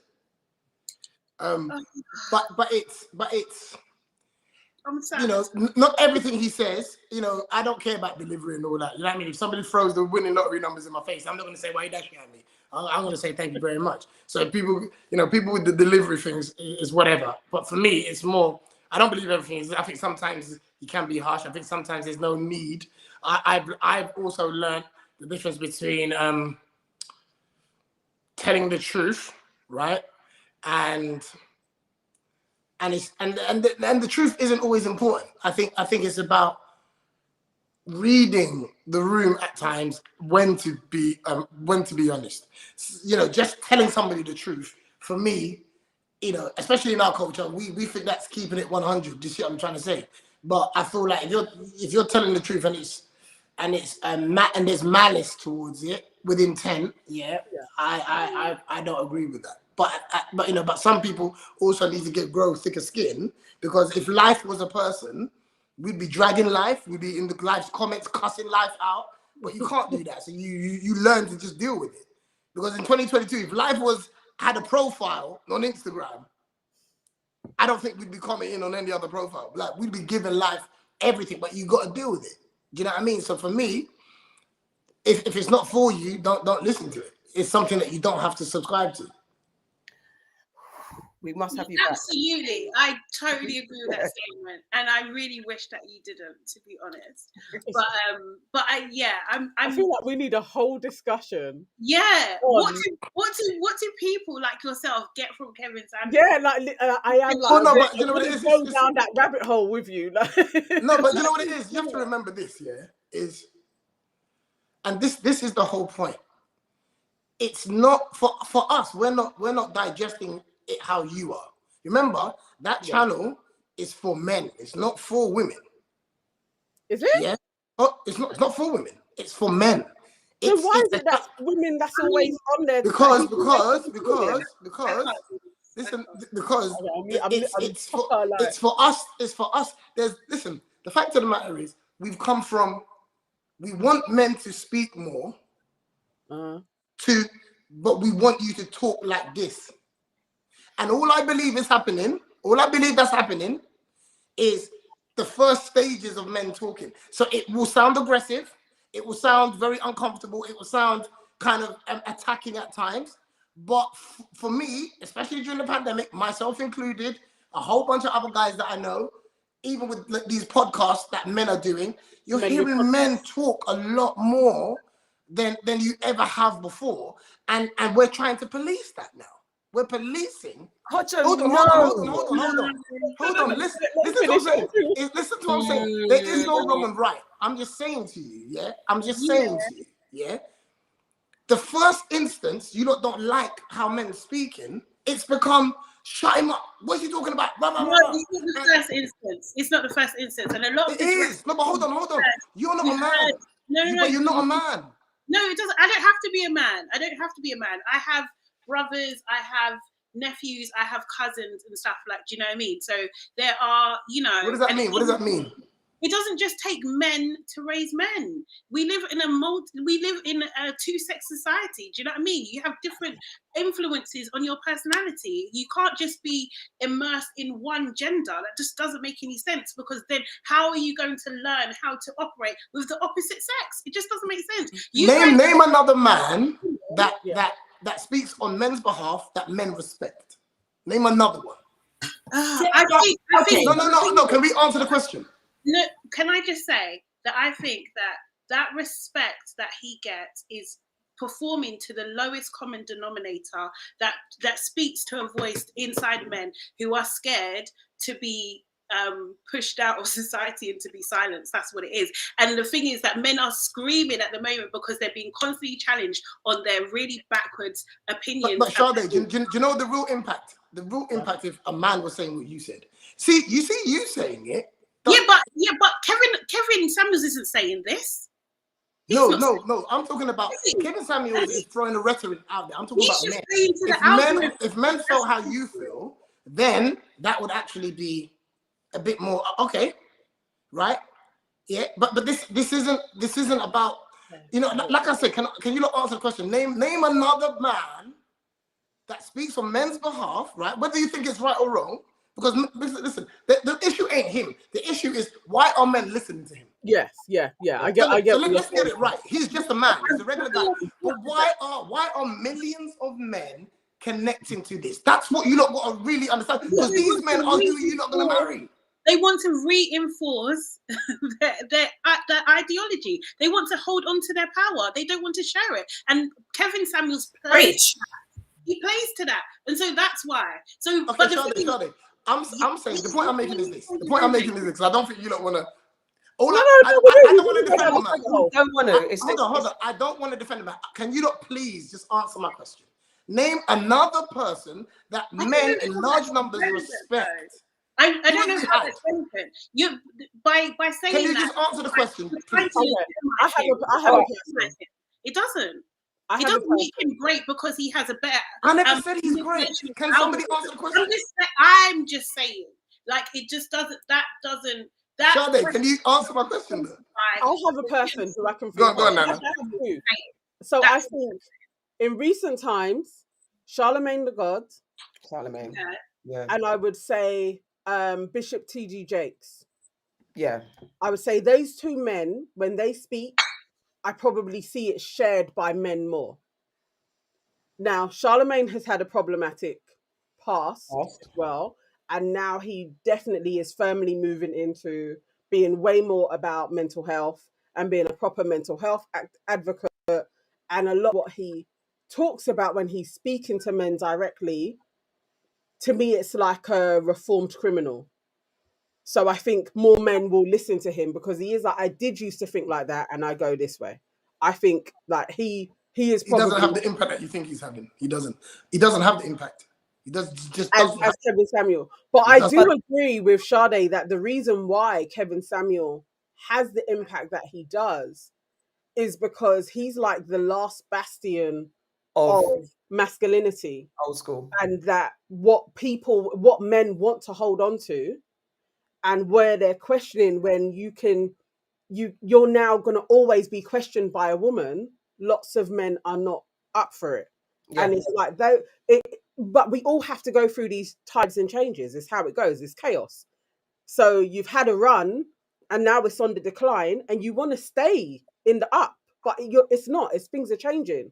So actually it would be better placed to listen to somebody that is really about equity, not equality, because we can't be equal, but equity. You have your space, I have my space, and we equally respect each other. That would be a smoother transition. But at this moment, we are going to have the rough road of people listening to Kevin Samuel. But I do think it doesn't help men. It's not actually helping anybody's mental health. I think all it's going to do is make you really frustrated. You're going to find a limited pool of women who subscribe to the man being the head of the household. There's a limited amount of women that will do that. And as we go along, give it 10 years, they're going to be even less. And there's going to be a lot of men who are really frustrated unless they just get with the program, and life has changed. It's different. Wait, get with what program? Get with the program. That life has changed. Life has changed. To what? Nobody's shutting up. Nobody's just accepting anything. Yeah. Like, we're going to talk more. The dynamics of society is going to change. It's not going to be a patriarchy. The tides are changing. It's literally going to be more feminine energy. It's just how it is. So either get with it or moan about it. And if you're moaning about it and complaining about it, that just increases depression. We're seeing it. We're in that schism. It's gonna increase unless more people are like, actually, the tide is changing. I got to move with that tide. But Kevin Samuel, to me, he's capitalizing on that because he knows there are so many people that are not prepared to move with this time. And that's why I think he's dangerous, because it's like, actually, all he's doing is increasing depression for both sexes. For women that he cusses on his show and for men who were subscribed to, I'm a high value man, when you're talking about money and not about your intellect or your compassion or your feelings or your heart. Bullshit. It's not going to get you anywhere. We're moving. Times are changing. Agreed. What she said. Hey, listen, like I said, I want to go down this road with you guys.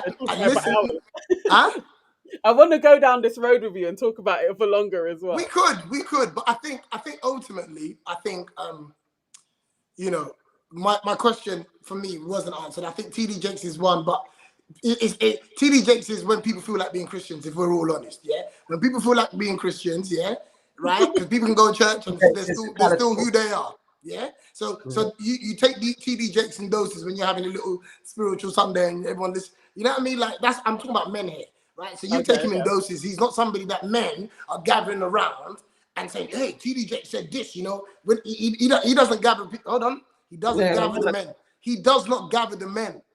If there was a war right now, he ain't the one that we're going to be waiting for. And that's more of the concern. That should be more of the concern. It'll be future. That's funny. No, my main thing is why are so many men, regardless of if it's the lowest form of man, right, or whatever? Because for me, the lowest form of man, believe it or not, is the average guy. Is the average guy? No, okay, all right. I wish it was. Explain that. So who would you say Kojo, explain that and then answer Nana's question. What was that? Why the lowest guy is the average guy? Why the lowest common denominator is it? I feel like the average. You see this term, real man. I said this the other day. You see this term, real man.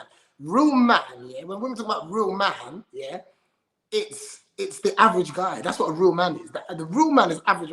A special individual is not. That's the person that has discipline. That's the person that isn't going to follow the stereotypical behavior of a man. But a real man is the average man, because the average man has animalistic characters. Yeah, nature leads his behavior, not common sense, right? Or even discipline. So for me, this term real man, I'm telling you, and this is just free game, it's most men. You don't want most men because most men fit into that stereotype, don't they? You want somebody that's tailor-made to fit you. You want somebody that is willing to take the life's experiences, but not bring that stereotypical energy into your relationship and love you how you want to be loved. You see what I'm trying to say? But the real guy is going to do real man shit.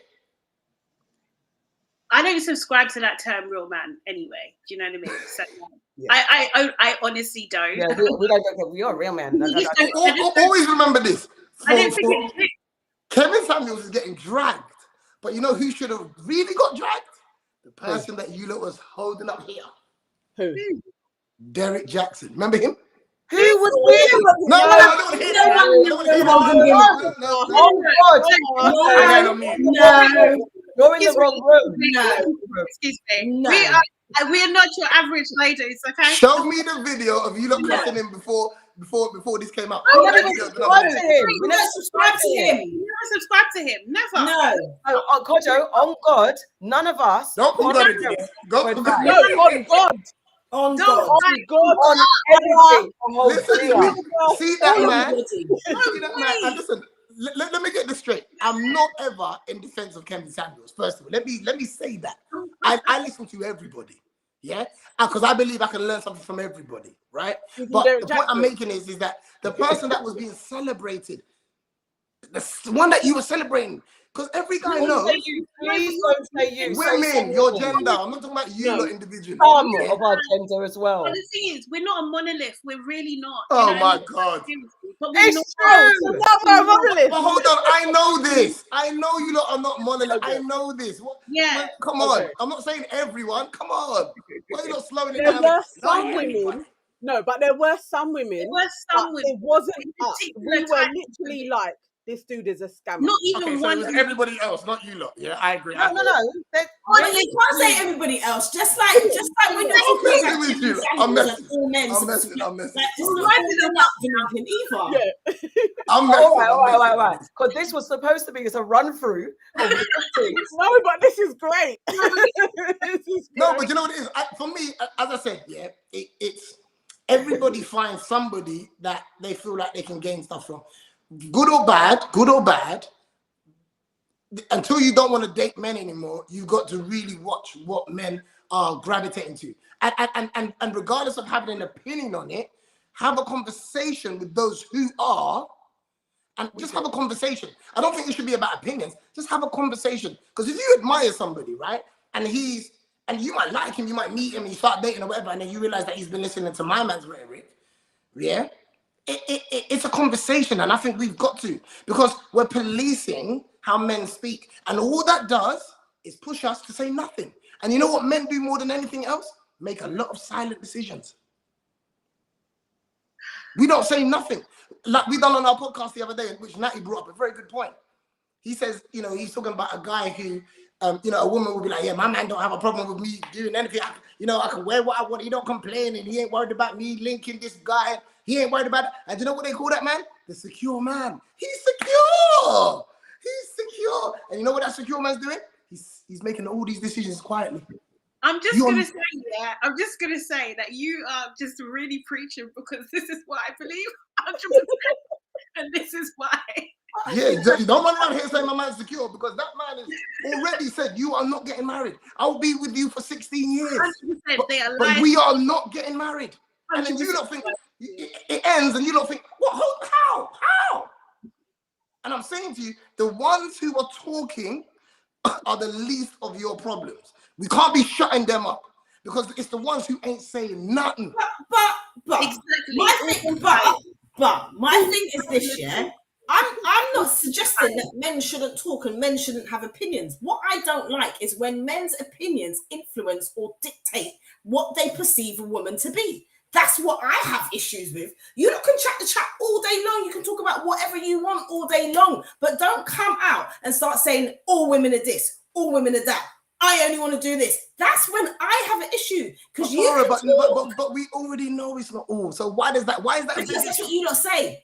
Yeah. We're talking about what you lot say. Talking about you lot say. No, but no one believes all. No one. No, but Kojo, when you're in the dating pool, and or if you're in that space and you're hearing man talk and watching actions, and people like Marc Cuban are getting away with alleged stuff, that is the general consensus of the behavior that we're experiencing as women, where that's why as you're saying, the special man is few and far between, and the average man is a national man, because of this thing, exactly that. What Kevin's playing to is this generic generalization about what women are, and it is what's it called, prehistoric. It really is. Yes. And yes, as you said, men are nature. They're emote. They're just like whatever comes, whatever goes. They deal with their emotions in a different way than women. But comes a point where you have to adjust to that. And Kevin, you can lead the men to this hill of Neanderthalism. But what are you going to do? Because we're not there anymore. It has changed. That's the problem. But listen, like I said, there's no full stop to this conversation because yeah, it's true. Because it's always going to be opinions. But I hear what you're not saying, and I understand it, and I think what you're saying is right. Yeah, but at some point, I'm just saying from taking it away from Kevin and all these other people, I'm telling you, yeah, men are finally talking, and I feel like we've got to just be a bit more patient with the delivery and the volume of the loudness and all of that, because it will progress. Hold on. You see this men all better. talking shit. When did you not stop? Now. No, but when did you not stop? That's why I'm interrupting you, because when did you not stop? You lot don't. Men always come out with this. Men are finally talking. We're finally expressing ourselves. We're finally telling you how we feel. You don't fucking stop. So you're saying that rhetoric is so. Hold on, women. But it's women that say that. And I'm going to use the word. You're saying. So are you not saying that men talk up a lot? Is that what you're saying? You're not talking about what Because you Farrah says perceive in a her woman world, to every be, man's out and here what she talking should the and shouldn't do. I think right and what's wrong. One at a time. All the time. All the time. I never heard All that. day, every day. What she said? One at a time.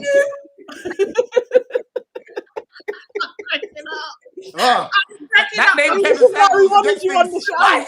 No business, because not one of you can tell me to go find a man now. No, I'm not doing that. She said what? She said what? Sade is never gonna get a man. I'm good. Why? I'm good. I'm Because good. of you. Look at what you've done. I don't like stress. I just want to live a peaceful, soft life. No, you don't. That's all No, I you want. don't. That's all I want, man. Seriously, I can't. You know who don't want stress? Ciara. Yeah. Yeah. Yeah. That's the All only day long. That's one of very few women. That's one of very few women who have actually chosen peace. You don't come from Future to Russell. You don't come from that, but she sacrificed. But there are many. Her dark side. Trust me. She said, "This is peaceful and quiet." Her dark side. Everybody's got a dark side. Everybody's got a dark side. Listen, hold on. Hold the door. Listen, we have got to get into Uncle business. Yeah, get into my shit. It's either we have another 45 minutes on this because you know it will go deep, or I just have one question, just literally one. Because I'm always wondering, and I've watched a few Kevin Samuels, and to me, I watch it and I'm like, if I'm a man, I would be thoroughly offended at how he makes men seem like they're so infantile and are really fragile with their emotions, and women really need to like manage a man. Do you ever see that in like when men are talking, it just seems to be like you can't trust women, they're always after your money. It's like there's this real thing like you're not a man. And I don't get how men are gravitating to this being like they're infants. Like literally like women need to like baby you. You know what all it the is? time. No, it's trauma bonding, right? So this ain't a gender thing. Men and women all do it. Yeah. When you find someone that says one thing that you probably haven't projected out, but it's inside of you, or an experience that you might have had. As human beings, we naturally go in that direction. We side with somebody. It's like if I tell a joke that people relate to, the laughter of relatability connects with them. You know what I mean? It's just like that Bluetooth thing that just connects us, right? So, and that's trauma as well. When people can share your pain and then you have an understanding, that's straight away. For every woman who hasn't been believed, yeah, right? If they've accused the guy of doing something, there's men that be lied on. And one thing that guys do, I'm telling you, even myself, because I've been lied on, my natural instinct when I hear anything is, let me wait to hear more. I don't jump out the window. I do not jump out the window. And I understand every single woman who's had a terrible experience with a man that will jump out the window immediately because she's coming from her reference. But men are coming from their own references. Hey, I've been lied on before. So because of that, my natural instinct isn't to hold this man accountable. It's to let me hear more. Do you understand what I'm trying to say to you? So it's not a sex thing. I just feel like we all run to our experiences. And I often try to avoid, dating my experiences, for example. If I meet somebody, I try to not bring my experiences in up to this situation. It's a very hard thing for all of us to do, right? But you're not being of service to the individual who's not contributing to none of those. And then all you're doing is projecting what you've left behind physically. Oh man, I'm going to contradict myself. I need to ask a question. But what Aunty Nana said about you guys being infantilized, and what I've noticed is that why are men, okay, you got to answer for all men. Why is it that there's this whole thing that if you get in touch with your emotions, if you get your heart broken, that's it for you. You're done. You can never recover. Where women continue after heartbreak, you understand? We might not be like, if there's a thing like men, if you get your heart broken, it's finished. You can't do your business. You can't raise a family. You can't do nothing. And there's no encouragement. Actually, I'd love to see language that men talk to men, say, you know what, you can survive it. It's okay to walk and talk at the same time. That kind of exploration of emotions where it seems like block them shits there. Don't fall in love. Don't do this. Like I have my nephew talk from, there's Kevin Samuels and where's the other guy, the other alpha male. I hate him even. I'm sorry, I just can't. I know the young one that you're talking about. That one that's even. I think he's worse. He wears like a do-rag from time to time. Whatever he does, he looks like convict hair, whatever, Con Air, whatever. I can't take like it. I can't take it. Do you know why it bothers me? Because I've had my younger nephew talk to me and say, Auntie, listen to these guys because I feel I'm getting stuff, and I'm like, thank God you've got me in your life. But it's that thing where if you fall in love or you show emotion, you're finished as a man. Isn't that madness to you? And isn't it? And it's a lack of exploration. That actually, after the hurt, there is life. So how about men explore that instead of always? I feel like everybody has a blind spot, yeah, where the same rhetoric works in all other facets of our life, right? But in this bracket here, we avoid heartbreak. We avoid making. Not often guys make the same mistake. First of all, once we do one thing, we very, very rarely go back into that environment. So now, if the moment we start seeing a new woman and she has any signs of something that nearly destroyed us, she's got to go. Now, my answer to your question is, that's a lot of men's blind spot. We are strong in other facets. We are strong in all this other stuff, but everybody's got blind spots. You see what I'm saying? And for men, I said a woman's heart is a bit stronger than ours. Yeah, I think a woman's heart goes black, goes red again, goes black, goes red again, goes black, goes red again. Yeah, a man's heart gets darker every experience he has. Every experience he has. I'm not a doctor. I can't cure that. Why? You say why? Yeah, that's what she's asking you. I know, but what I'm saying to you is I can't give you a why. Because logically, I'm just thinking I'm just going to avoid, because I think ultimately men can't deal with heartbreak like women can. We just can't.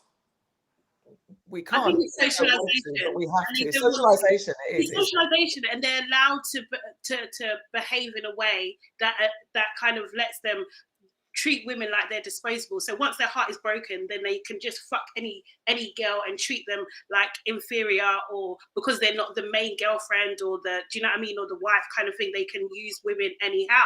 Do you know what I mean? And that is accepted in society, and everyone, even women, subscribe. Like, well, this is the whole thing. Yeah, women collude with it as well. Yeah, absolutely. Exactly, kind of thing. So that if we kind of get a handle on that, and actually women are treated with more respect, that even if you're just having a sexual encounter, doesn't mean that they have less value. Do you know what I mean? And I think that we'll be in a better starting point, really. Listen, everything you're saying is absolutely spot on. And I think, we've got to kind of figure out the journey to get into a space where these moments don't, damn near destroy you. Like, even myself, like even some of the experiences that I've had have made me straight away, in order for me to get through to tomorrow, I have to just be like, and done. Do you understand? I'm not gonna allow myself, because men are fixers. We're supposed to be the answer for everything. Society has painted us as, hey, don't wallow. None of that. You ain't got time for none of that. So that's the rhythm that we've also grown up in. You can't sit down and cry and moan, because we are not going to be of service to other people then. We're useless to other people if we sit down there and wallow. If somebody breaks into our house and I'm just like, oh, you know, that could be my natural emotion, but you're going to be like, what kind of man is this? I don't business what you're not saying. That's what men have had to deal with. So we've been trained also to, hey, get up and get on with it. Yeah, that man up thing, isn't it? And it's not just men that are saying that to each other. No, it's true. Women as well. Yeah. Oh yeah. We've spoken about that on here. So we've not had training to sit down and digest what you've gone through, because we're always told, hey, get up and get on to the next thing. Yeah. It's like women being told, you know, they have to be a good cook. Do you know what I mean? So, you know, like if you can't cook, then you're some sort of lesser woman. Inferior woman. But it's got nothing to do with their personality, their integrity. Do you know what I mean? How honest they are, how nurturing they are. It's got nothing to do with that. But as long as you can cook, you're a good woman. Like it's not. Who says that? Yeah. Everyone. Women get Kojo. Well, who says that? The first thing I'm asked all the time. Can I hold cook? on. So what if you don't have sons? Yeah, we're gonna tell what kind of woman? What kind of woman are you going to tell him to make? This is exactly what I'm saying. gonna teach my son how to cook. And yeah, I know. Yeah, that's it.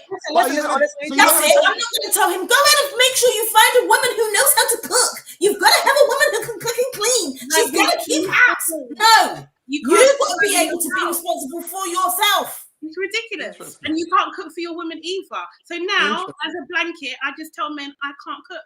Full stop. So we'll see. Do you value me as a person? Do you want to get to know me, or is your mind so blocked? I know, but then okay. So then now we're going down the element of, well, you know what? I weren't taught how to pay bills. So now I'm cool with that. So I'll cook and you pay the bills. How about that? Fine. No, I think it's not as base as that. I think That's your life. No. Just say yeah, that's cool. And then we'll start cooking. That's your life and that's your partner. No. I think you raise your kids to find a partner that makes sense to you, and you shouldn't base it on certain ridiculous things that then like men. Listen to what I'm saying to you. Yeah, you know what men do constantly? Men are running around here sleeping with women. You know what men ain't doing? Building families. You know why? Because that is one aspect that we don't mess around with. And I'm not talking about, hold on, I'm not talking about the guy having kids. I'm talking about marriage. Yeah, that is a decision that we do not take lightly. Yeah, so if somebody is looking at you and as a wife, that's something that's a solid decision that a man has made.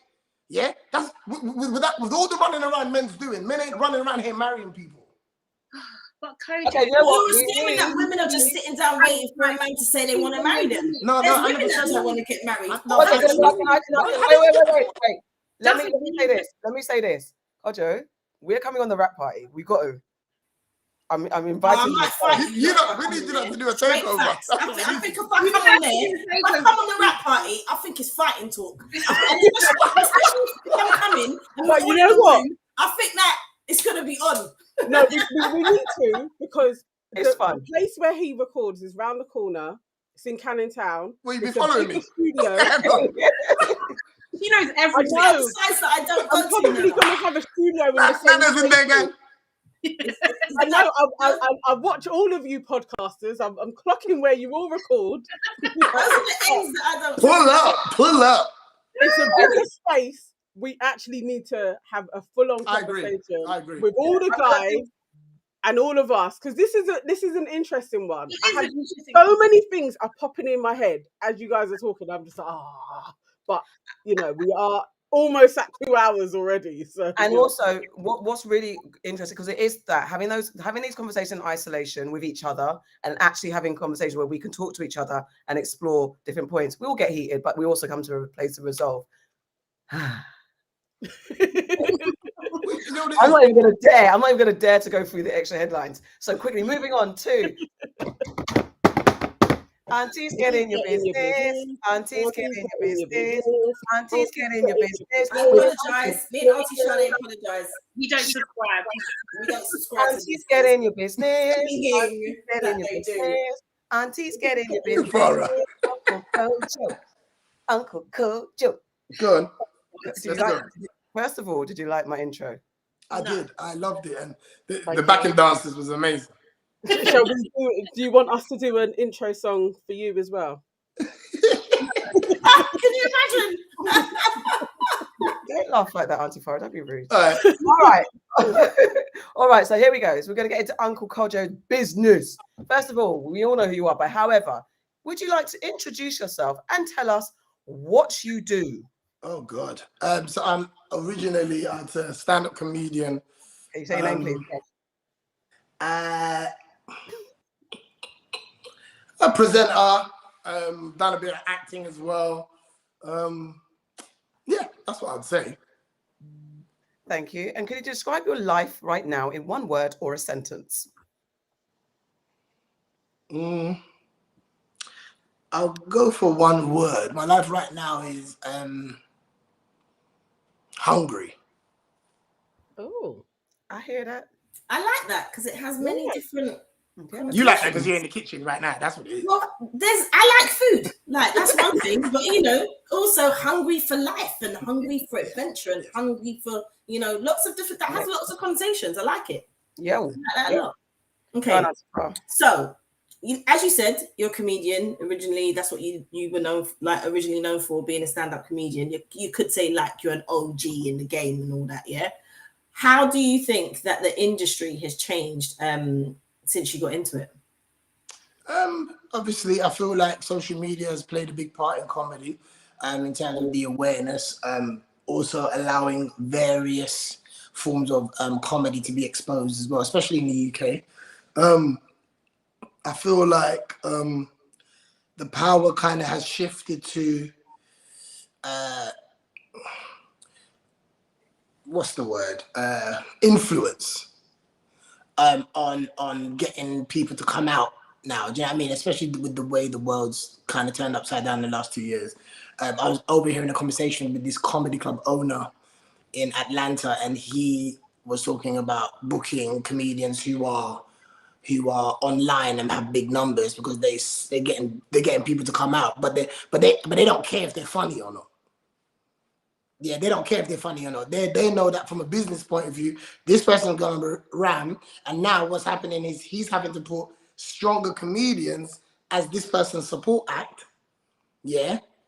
And so people that have been doing it for years, they're going up first, killing it, and then, but he don't care. He's thinking money first. And I think then it starts to tailor with the art form itself and also making people feel like they've got to be relevant instead of talented. And that's even where I've kind of had to catch myself recently and say to myself, like, you caught, I mean, I give myself a little break because pandemic was thinking on your feet about other ways to kind of express what you do to people. Do you know what I mean? Especially having your live shows taken away from you. So it wasn't about just moaning about it. It was about, okay, what else can I do to kind of engage? Some people chose to sit down and wait it out. Some people chose to get involved in whatever was going on. But I feel like it has, I think for the most part, it's made comedy exposed to an audience that may, I always find it weird when people say they've never been to a comedy club. Like, and in my world, it's like, it sounds crazy, but then there's many people that have never been to a comedy club, and especially this young generation who are even too young to get into a comedy club anyway. They're now laughing online at 6 years old. So you got somebody that loves White Yardie who's 7 years old, right, but can still be entertained by him, and he's probably got them from 7 years old now, and until they get a little bit older, where they can come and see him live. So I think it's projected comedy a lot more.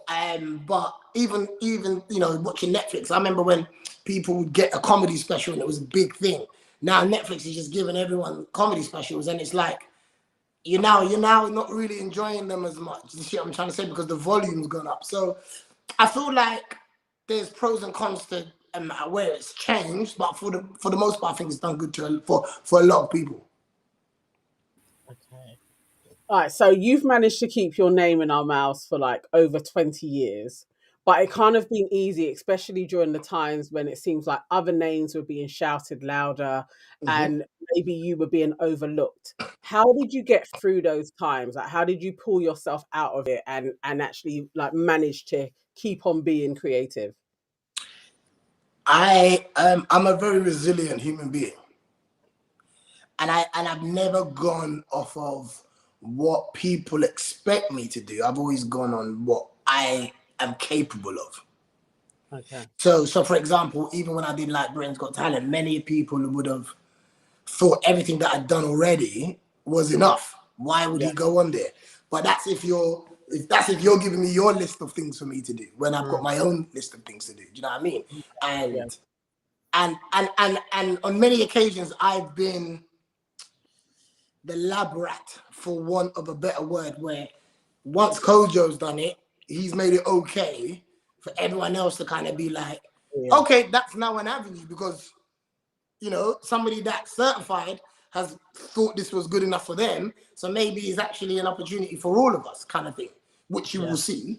And so for me, in this country, I found myself to be exposed to more earlier than a lot of people, a lot of my peers. So you lot practically grew up with me through comedy.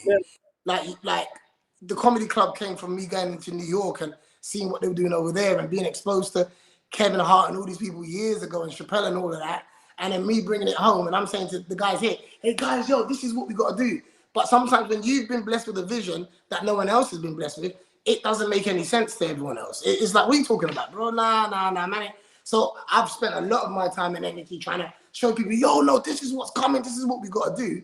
But it's hard to share what you've seen with people who haven't seen it yet. Do you see what I'm trying to say? And there's an uncomfortability with being ahead of the game, because sometimes you feel isolated. Sometimes you feel like there's no one that understands where you're coming from. That's why I often spend a lot of time in America and building a community of people that are starting to build with me over there, because I speak sentences over there. Over here, I'm having to have board meetings.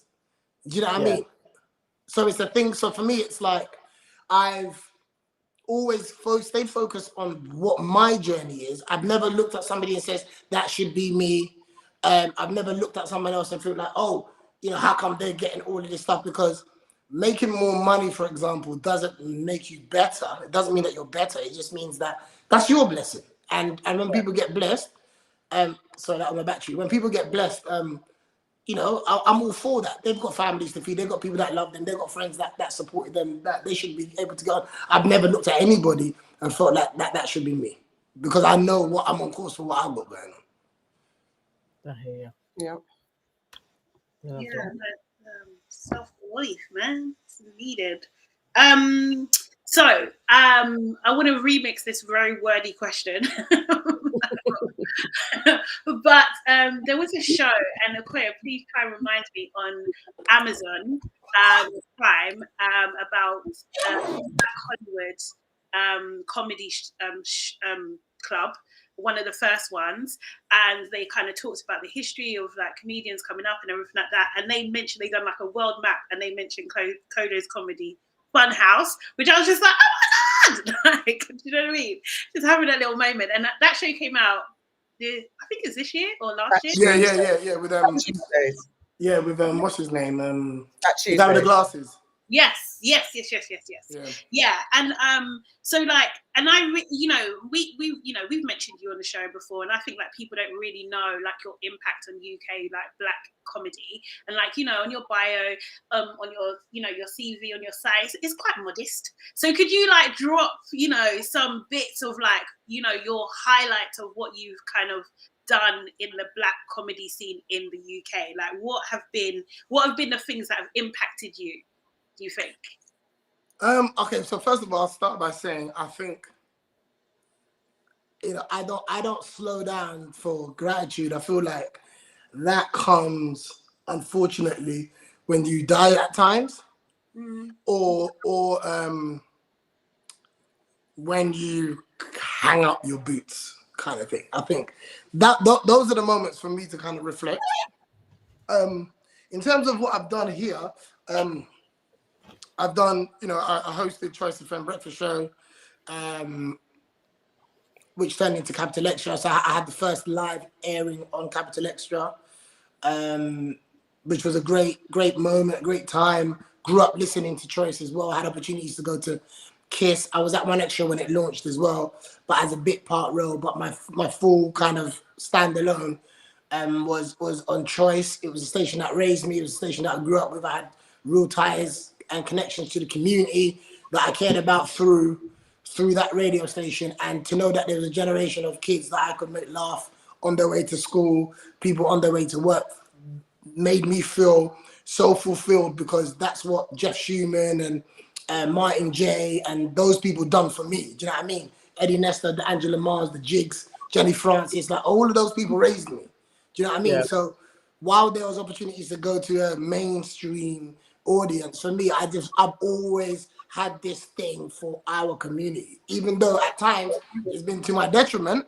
But for me, my love is kind of blind when it comes to the Black community, because I kind of just like really believe that we can be amazing. And I think that so many people take from us and never actually give us the credit for it. Do you know what I mean? So I often like to be where I'm celebrated, not tolerated. So for me, that's Sade's words. Sade's favorite thing to say. Yeah. But like that's for me, that's where a lot of my energy lies. I've also been the only international act on Wild and Out with Nick Cannon. So I did that for 3 years. I did about 18 episodes. I still get checks for that now. Yeah. That's great. So, they repeat that like crazy over there. We're crazy. So that was a blessing. Again, I moved to New York 2009. And I met up with Nick, and I met Mariah as well at the same time, and it was Mariah Carey that actually got me on Wild and Out, because me and her just vibed. Me and her vibed so much. When we all met up, and she actually told him to put me on. So that was me just going over there, not really having anything concrete, but building relationships and meeting Nick Cannon, and even now we've got some other stuff that we're cooking up. So it's that kind of relationship. I've also worked with Russell Simmons as well for like a year in New York when I moved out there as well, and he's somebody that really had impact on me in terms of being stern with your delivery. Whatever you put your mind to, don't party at work. That's his thing. And if you see how Russell Simmons moves in his office, he's very aggressive, but no one there would want to work for anyone else. And I think sometimes we can often get sidetracked and distracted by having a good time at work. One thing I've learned straight away is work ain't supposed to be fun. It's supposed to be work. Do you know what I mean? And you get that done, and then the fun comes after the result, because some people sometimes sacrifice the result to have a good time. So that's kind of where I learned my discipline from being close with him.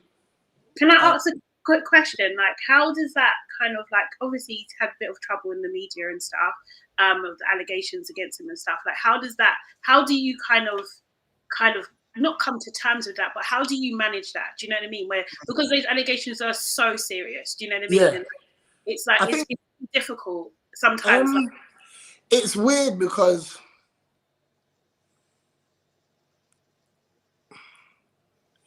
it doesn't take away the experience that I had with him. Okay. It just doesn't. It never impacted that at all. But for me, I think if you've been accused of something and there's a process that's happening and you get found guilty, then you get found guilty. Do you see what I'm trying to say? And I think you should be held accountable for whatever you've done. If there was anything that I felt like I'd seen whilst being around him, then I'd be like, hey, I remember my man doing X, Y, and Z. Like, I don't protect people who violate other human beings. I just don't protect them. This is what I'm trying to say. But because I've never experienced any of those things, why would I realistically? Do you know what I mean? Like, I wasn't around him like that. And everyone's got a room that not everybody's invited to. Do you see what I'm trying to say? So for me, I was on the peripheral, but working working with him and just kind of growing as a young comic being in New York. So yeah, so on that topic, like I wouldn't protect him or come to his defense if he's been accused of something and been found guilty. What else is there? Oh God, I've written theatre. I've written a movie that is a very sore subject. Why? Why? Is that the weekend? Is it the Because weekend? there's a lot that happened behind that film. There's a lot that happened, and I feel like that movie damaged a lot of relationships that I had. Oh, Yeah. I feel like what was on Netflix? Weekend, but why? Yeah, the weekend. Yeah. Why? Can you say why? You know what? Yeah. I've written my book in it, which is coming out, called All Jokes Aside. Okay. So that's coming where I've not left anything out. That book has got every single thing from Choice FM being how I was told that Choice FM's ending, to my experience on Choice FM, to people that I was working with, to people who I've assisted, to people who I've disrespected, to people who I owe apologies to people who, just a whole bunch of things, there was a lot in my upbringing and all of that other stuff as well. But that movie really had a very negative impact on my name, which was spotless until that point. And I felt blamed for the things that went on behind the scenes.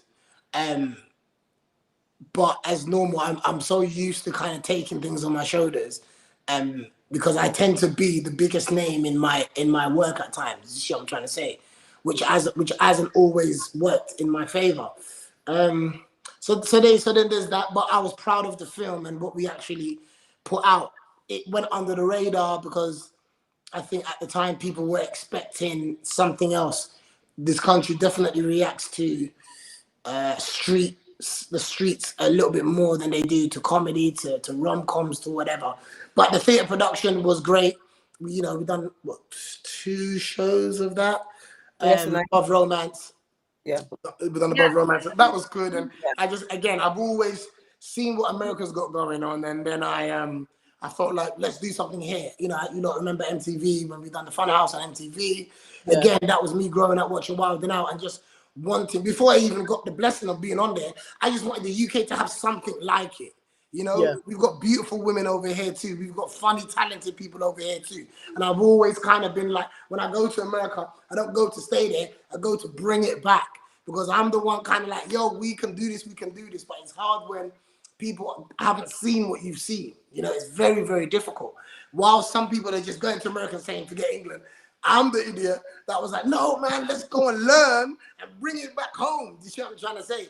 Only for people years down the line to be like, bro, you should have left a long time ago, blood. Because the UK ain't going to change. But because I believe in the UK's potential so much that I found so many ways to just get things done. There's been many things that I haven't been paid a penny for that many people might have thought I did. But I was so passionate about showing our potential that it just kind of went under the radar. You see what I'm trying to say? Yeah. And there's so many sacrifices that I've made for the better of other people that I just feel at times it just wasn't received how I would have liked it to have been received, But I feel like these are seeds that will now allow us to appreciate Eddie Caddy, Mo, Dane Baptiste, and all these other comedians that are coming through, because some of these things had to have happened. Do you know what I mean? They had to have happened. Yeah. Thank you. Yeah. Thank you. I always do that. You did mention your childhood briefly in your answer there, and I wanted to go towards. You spoke about being fostered. It's out there, and I was also fostered, but I was fostered to a white family as a child, and I just wanted to. It's a conversation that I think is led by mums, I think, and women and parents and stuff like that. But what's your opinion on the discussion about Black children being raised in Black families versus white families? Because your family were Caribbean, though you're Ghanaian.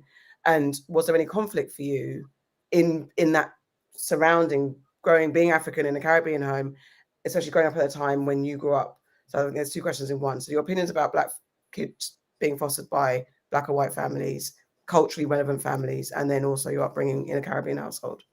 So the first one is primarily, I think the important thing to do is allow any child to see themselves on a daily basis.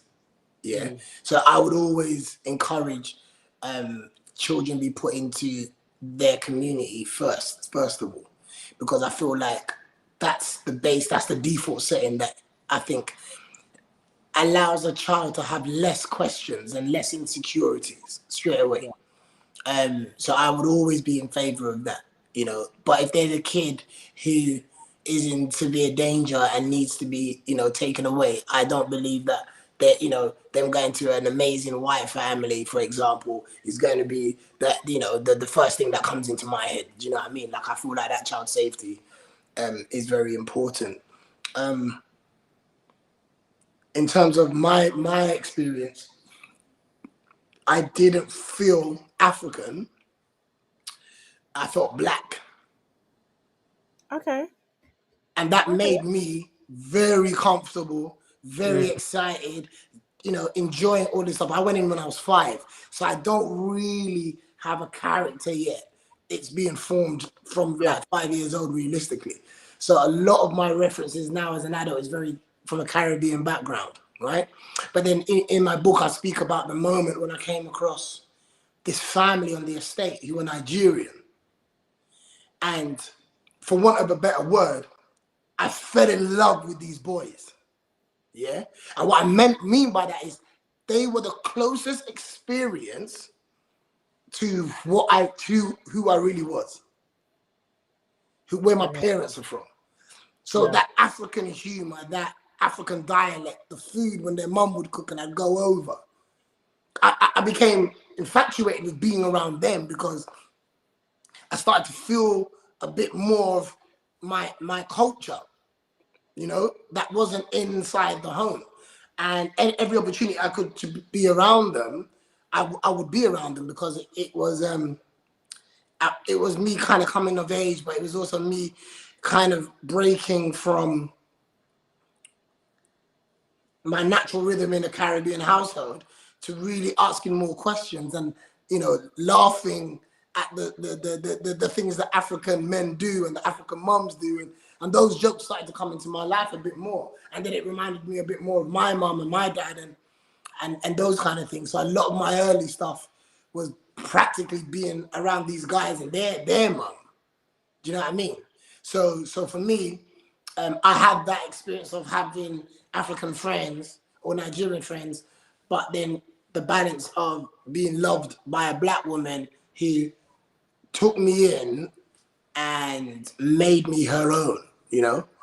And this woman, for me, saved my life because when we talk about the foster care experience, that's the stereotype about it is so negative. Understandably at times, because beyond race, beyond everything else, a child needs consistency. Yeah. If there is no consistency, you are creating a wardrobe of problems. So what I mean by that is I'm working on some stuff privately where I'm trying to have a bit more impact in how social services deal with fostering, because I don't like this 2-week business unless they are going back to their family.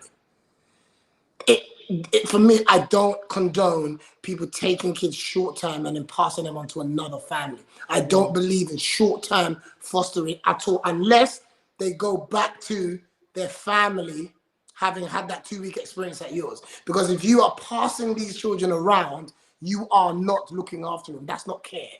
We can't call them foster carers. That's not care. You're damaging loads of children because they aren't able to settle. Every family has different rhetoric, different rules, different ways of doing things, and you are damaging them slowly. Yeah. For me.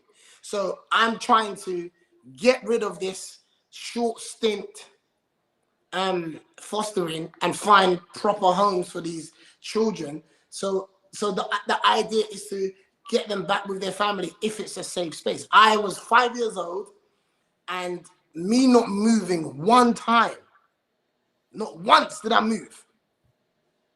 You're gonna get someone like me. You're gonna get somebody who can achieve. You're gonna get somebody who learns about himself, who knows that they can speak to somebody when this happens. If I was being bounced around, who am I gonna talk to?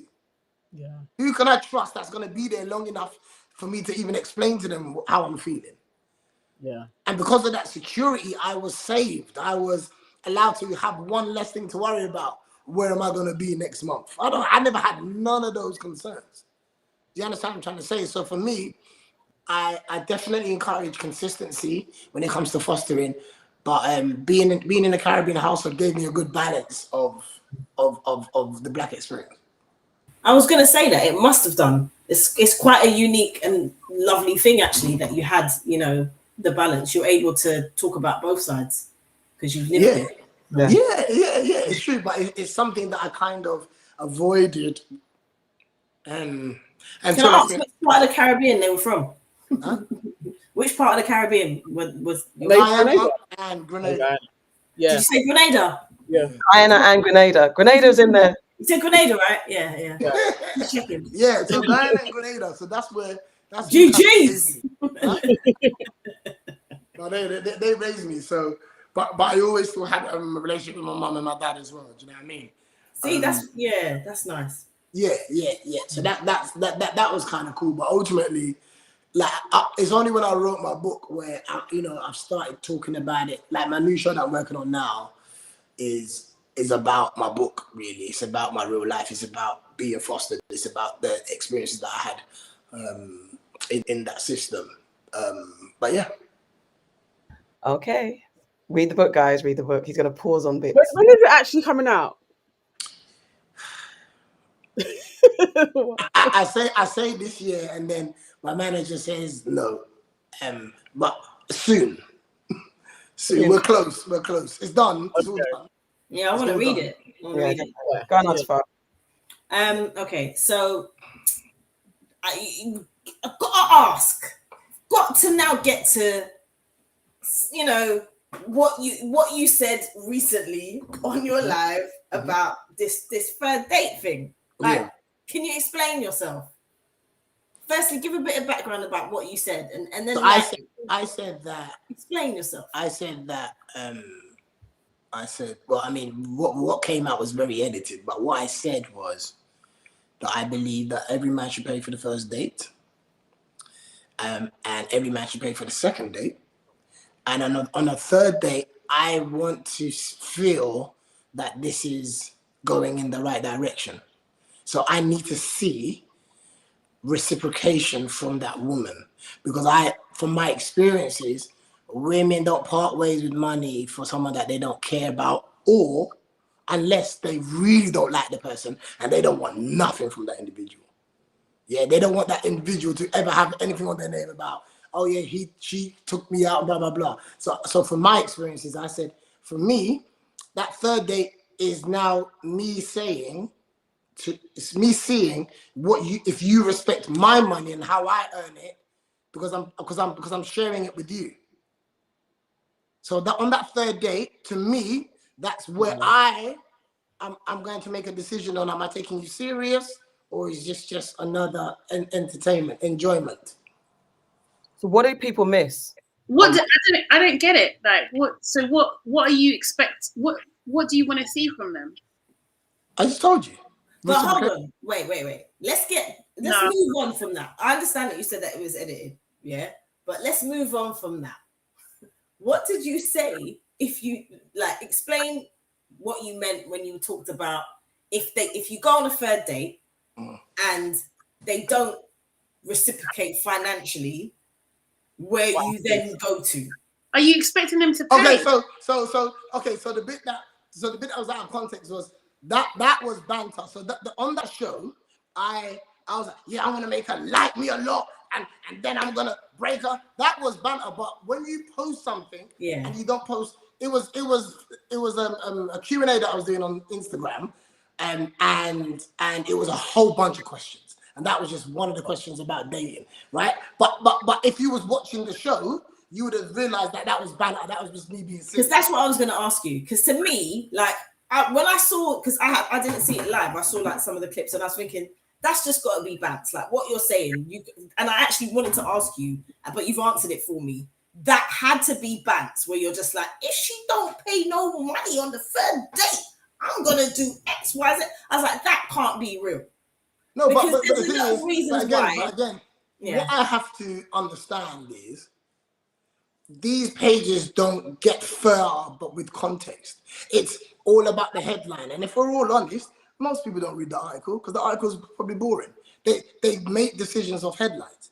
So for me, I felt attacked because it's like you've taken something so innocent and that was banter. You've given it no context, but you know you have a choice to do that because I don't even save my lives. So you came on there looking for something because you came there and recorded me. Yeah. Because it wasn't saved. It wasn't saved for you to grab it. I always delete my lives because for me, I always cater to those who tune in. Yeah. Because I'm not readily doing all of that stuff. But this was one question out of about 50, and we was chatting rubbish and crap like I do sometimes, right? But in that, you've made it like a bit sinister. And if all that's people see, you wanted them to see me doing that. Because if you gave them context, there'll be nothing to post. So for me, I can't fight the dark.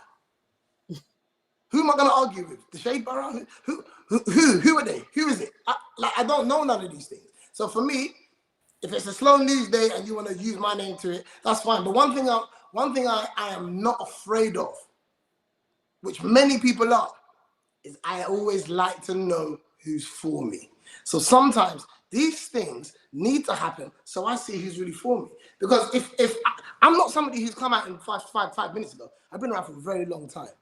So if this moment is now the thing that you're gonna lead with me, knowing that everything that I've done, that's what you want to believe. Because no one's posting up when I'm doing the Black Magic Awards and I'm honoring these Black women because no one else is. And when I'm bringing the community out and no one ain't paying to come in, but it's a night of celebration and everybody's there saying thank you to these people, and these people are actually telling you about their journeys so that other young Black people can go, look, this is what it takes. Because I guess we've got loads of these award shows that do that. Yeah, my show's never been sponsored. Who's giving me money to put on these events? But I don't like Black women, clearly. I must say. No, I'm really glad that you come out here and you said that today and you've clarified it, because as I said, when I watched it, I didn't see it live, but to me, I thought that's bants. Like you can't, do you know what I mean? And I'm glad that you started with. But my issue is that it's edited. But my issue is this is my issue. Go on. I shouldn't have to defend myself. No, you shouldn't. But it's just because it's literally what you said. I should have people who have been entertained by me, people who understand who I am, people who know about me in my corner, but they don't come to my defense. They don't. They let these things happen, right? They let these rhetorics happen. And the beautiful thing about my life and my world is it's nothing like social media. So when I step outside, it's love. That's my reality. Now, if my reality was social media, because remember, I'm not born from social media. I'm on there, but that's not where, you know what I mean? That's not what built me. But my reality is a very beautiful place. But aren't they just doing the same thing that you talked about that you're doing as well? What's that? Waiting until there's more information, waiting for clarity, because it's very easy. The people that you're saying that should be coming to your defense when these types of things happen, they're probably just doing the same. They have the same mindset as you in terms of just waiting. What's the difference? I feel like I've seen. Listen, I've seen people come to some other people's defense with the same thing. So you're looking at specific. Okay. I've seen people come to people's defense. I'm not here for that. Yeah, I'm not here for that. Because remember, this is me talking. It's out of context, but no one cares about that. It's a slow day. I'm bored. We've got a generation of commenters, which is fine. Listen, I'm not adverse to being dragged because that's part of the business. Unfortunately, you can't handle those kind of things. Yeah, you ain't gonna be. I have nothing to worry about compared to what Will Smith's gone through. God knows what Beyonce has been through with people dragging her pick me all on. Like, people are going through some real shit. Like, that was minor. That was what I said. I ain't out here slapping women and abusing them and doing all the other stuff. That's not what I'm doing. But at the end of the day, I'm not exempt from being dragged. I'm not exempt from people having their laugh at me. That's fine. Where it would impact me is if I walk outside my house and that's the energy that I'm receiving. So people are clearly giving me the benefit of the doubt in the real world, and I feel like that for me it is cool. Do you know what I mean? But at some point it's like, you know, and I spoke about this in my special, right, my last show, and I said, you know, if people are going to judge you on the last thing you do, what's the point of being a decent human being? What's the point? What's the point? Where does that serve you? I might as well be doing what the last thing was and just keep that energy then, because it's like, because that's what I'm going to be judged on anyway. No one, when people are saying you don't like black women, where's all the people that I gave awards to? Where's all the people who I brought out and celebrated? Yeah. I hear you. I want to say, why are we going to take ages? I want to say that I think people, I hear you on the people that know you and have known your backstory and who know you. But because the way this world has turned so fickle and people are clout chasing, are trying to do the most to get the most, and are changing character, and especially celebrities that you're not really sure. It is it's very easy to believe the first thing you see because you don't know what else is going on. Two, the world in general is reacting quickly and reading the headline and not reading the whole story. But also, when you don't know someone's character, you don't know where they're at. So it could be that literally you could have honored black women to this point now, then tomorrow you go and say something that I'm like, well, just a minute ago you're talking about that's also not out of the realms of belief. The people have been very contradictory in there, and also who knows that I'm not saying you, I'm really not saying you, I'm just kind of exploring what you said.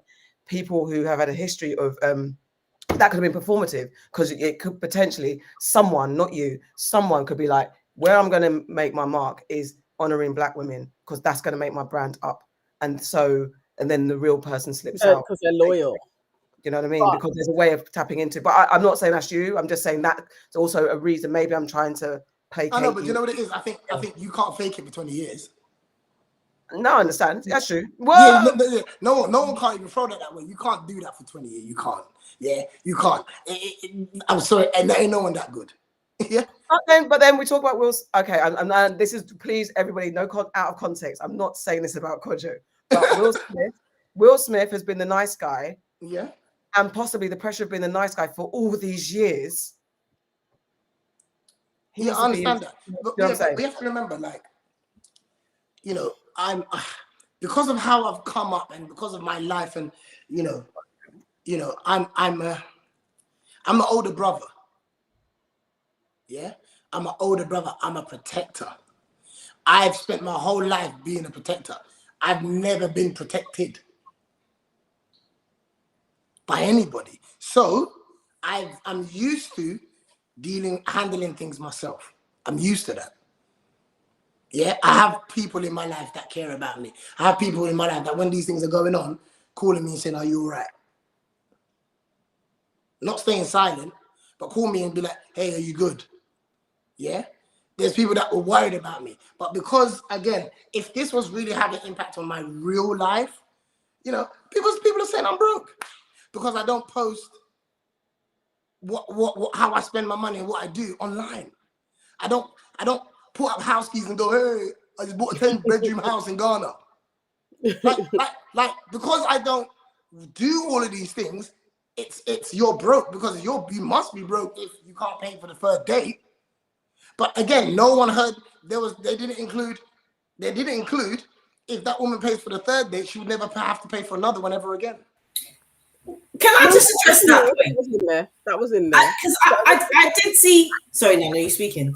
I just want to just go back because we're there.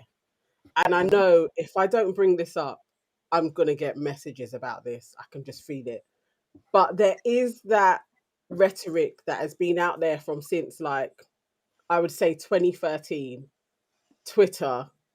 And there was this whole spate that went on, like, Kojo is against dark-skinned women.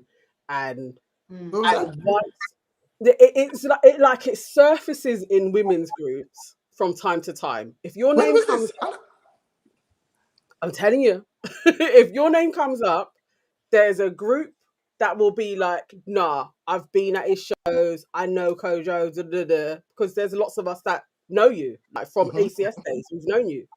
And then there's another set that's like, nah, but I know him from when he was using dark-skinned women as jokes on Twitter. So when you come up in any way, there's like a groundswell of women that are ready to be like, this dude's always been problematic. And that carries on with the youngers to the olders. There's a set of folks that have this type of perception. Has anybody ever told you a quote? I can't say that that's been a thing, but I don't know where, because I was never on Twitter. But it's like, this is what I'm saying. But they can't ever tell you what I said. They can't show you any example of that. I just want one example, one. And even if you're gonna, that this is out there, like, you know that this is a thing. What I'm saying is, I'm not afraid of rhetorics, because I don't have to spend any time, Nana, proving my innocence. They should be proving what they're saying. Why would I put energy into proving my innocence when it hasn't happened? I don't serve people by doing that. I don't serve myself by doing that. If I run around here and try to squash fires that people have started out with no evidence, that's a lot of my energy and time. When I could be putting that to being of service to the people that I've always been of service to. Like I said, I could sit down here and retaliate to every single person that I may personally know that said some bad stuff about me. But again, it's like, if I'm the only one that will fight my corner, then I'd rather let them have that. I'll let you have that. I can't keep defending myself, because again, everything that I've ever done, everything comes down to people making stuff up about me. Why do you think that is? Why do you think there's a mismatch in terms of, because that's what it seems like what this is, like a mismatch in terms of what you stand for, what you dedicate your life to, like, do you know what I mean? Like what you've actually physically done consistently over a period of time, and then public, like your public persona. Like, what do you think that, my public persona is brilliant. But you know what I mean? Sorry, my online, hold on, but my online one might not be. Okay, right. Yeah, so that's the thing. That's what I'm saying. I know, but you know what it is? But Nana, the thing is like, we live in a world where people can say and be who they want online. And the truth is, everybody's feeding into it. And no disrespect, you ladies are too. Because somebody said something, and the first thing I've said to you is, did they give you a quote? What did I say? I was asking questions though. No. Because I want people to have this as a reference point, because I haven't ever heard anybody pose this question to you in regards to Black women. But why don't they show you? Why don't they show you the tweet? Or why don't they show you? Come on, we live in a world where everyone's showing stuff. No, wait. Before we get that, what Nana said, was it 2013, before Twitter was a thing? So it was a time before. So there's a generation of people have a time before we had digital and digital online footprint. Okay. Say that. So it's just like, you know, like it yeah. Anyway, so it's before that. Also, and this is me even aiding them. Let's just say I put something on there. Let's just say that. Again, context. When I started on Twitter back in the day, we used to do these hashtags. I don't know if you remember when it was all about hashtags. Yeah, that's where I got all my followers from on Twitter. Hashtags. People will put a hashtag out there, and then you just complete the sentence. So in my days of Twitter, that might have been the rhetoric where I'm just being funny and being silly or whatever. But that don't sound like that. That sounds like he's got a tweet out there that is coming for black women and being disrespectful. That's what that sounds like from what you told me. Yeah. But it could have just been maybe a hashtag where I was being silly and funny. I mean, I do jokes on stage about black women and black men and black families and black people. This is, I mean, what comedy shows have you not been to? You not been there? Can I just say as well, like, just because I don't want you to think that this is coming really from a negative place or anything like that, because we've talked about you on the show before when some challenging things have maybe come up and stuff, and we've definitely like talked about, you know, do you know what I mean, the balance of it all kind of thing and your contributions to society and all of that kind of stuff. So it's not just a one-sided conversation. And like, even I've seen, like, I think that you're quite a reflective person. So even then, like, I think there was a tweet about Stephen Lawrence's mum one time kind of thing that didn't go down too well. And you put your hands up and you said, you know what, I should have tweeted that. Do you know what I mean? That kind of thing. And it was a process. So we saw the beginning, middle, and do you know what I mean? Like, so like, I feel like that's the Kojo I know. That like. Oh, when I said his mum looked good or something like that. Yeah, but it wasn't. But I think at that point, people, they didn't receive it well. Do you know what I mean? So like, I think, you know, it was just, that's what we don't see very often from black men in our community. Do you know what I mean? That's exactly my point. Do you know what I mean? So I think it's commendable that you do that. You're quite honest. It's like I want people to see that you're a human. And when the last controversial thing came about that we had our show about at that time, when I got removed from the Twitter room, it was from Clubhouse, and it wasn't even like I was directly like defending you, but I was just showing that you're a rounded person, you're a human, you've been around for a long time, you've helped lots of different people. But I want people to understand that when they go after a figure, it's a human being.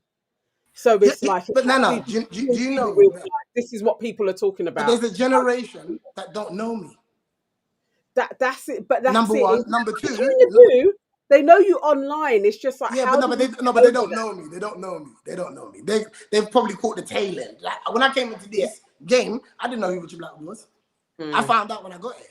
I thought he was the guy from MTV. I didn't know he had a comedy. Sometimes it's different generations, and this generation are now actually making women who grew up with me, grew up in my era, second guess me. But these are people who have never ever experienced a Kojo show or seen the Funhouse Girls and Kojo's Aim. Like none of these things that I've done to uplift.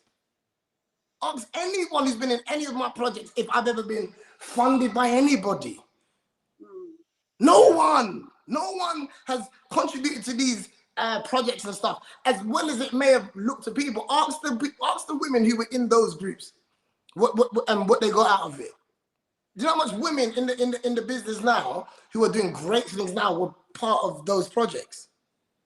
But again, I how life is, and I've accepted how life is. Life is all the good you done will come out when you're dead. I think I'm going to be an icon when I'm dead. I think, unfortunately, unfortunately, a morbid way of looking at it.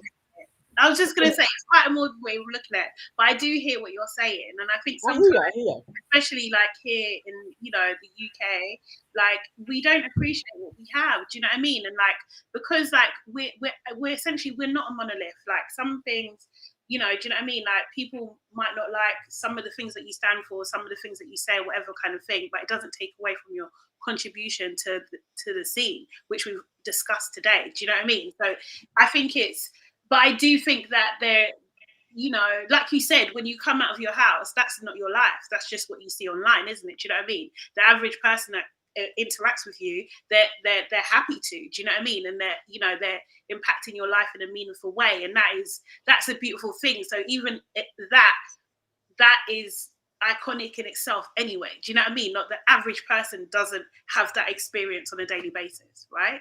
What were you going to say, Farrah, and then we move on? I was just going to say, kind of like what I said before, whilst I appreciate that you don't have to explain yourself, I'm glad that you've had this opportunity to address the things that people perceive. And I'm glad that you've had the opportunity to clarify that and to you know, just get it out there. It's on record, isn't it? Yeah. But Farrah, I know, but I'm just saying, it's not done nothing. I know, but someone, when people chat their shit, listen to what I'm saying to you.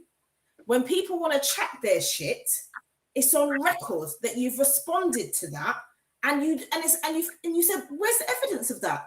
Yeah. Because they want to bring things up, but like they said, they may not have the evidence of that. Mm-hmm. You have responded to that. So that's why I'm saying I appreciate that you've had the opportunity to do that. And so I appreciate that means, that you said that to us. Let me tell you something.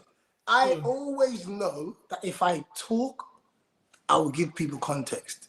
But I'm going to have to talk to everybody. But this is what, but you don't. No, I get what you're saying, Kojo, because like you can't go around and talk to everybody. But it's when you get the chance to, you say. That's what I'm saying. That there's no one that I could ever speak to that won't be like, I get it. There's not one. No. The woman that hates me the most will get it. but I'm supposed to run around here and talk to people. You're really not. You're really not supposed to. That's what I'm saying. You're really not. Farrah, I appreciate what you said, but I'm telling you, I'm somebody who I just let my work do my talking.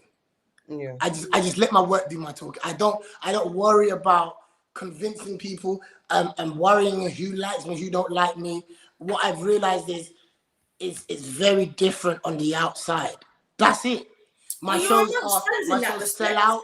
I don't, like I'm not struggling. Like like if all of these things were really true, I'd be over. I would be having a mental breakdown. I'm telling you, if any of these things were true, I'd be having a mental breakdown. Yeah. But what I'm saying to you is that the truth doesn't survive on social media. It's not entertaining.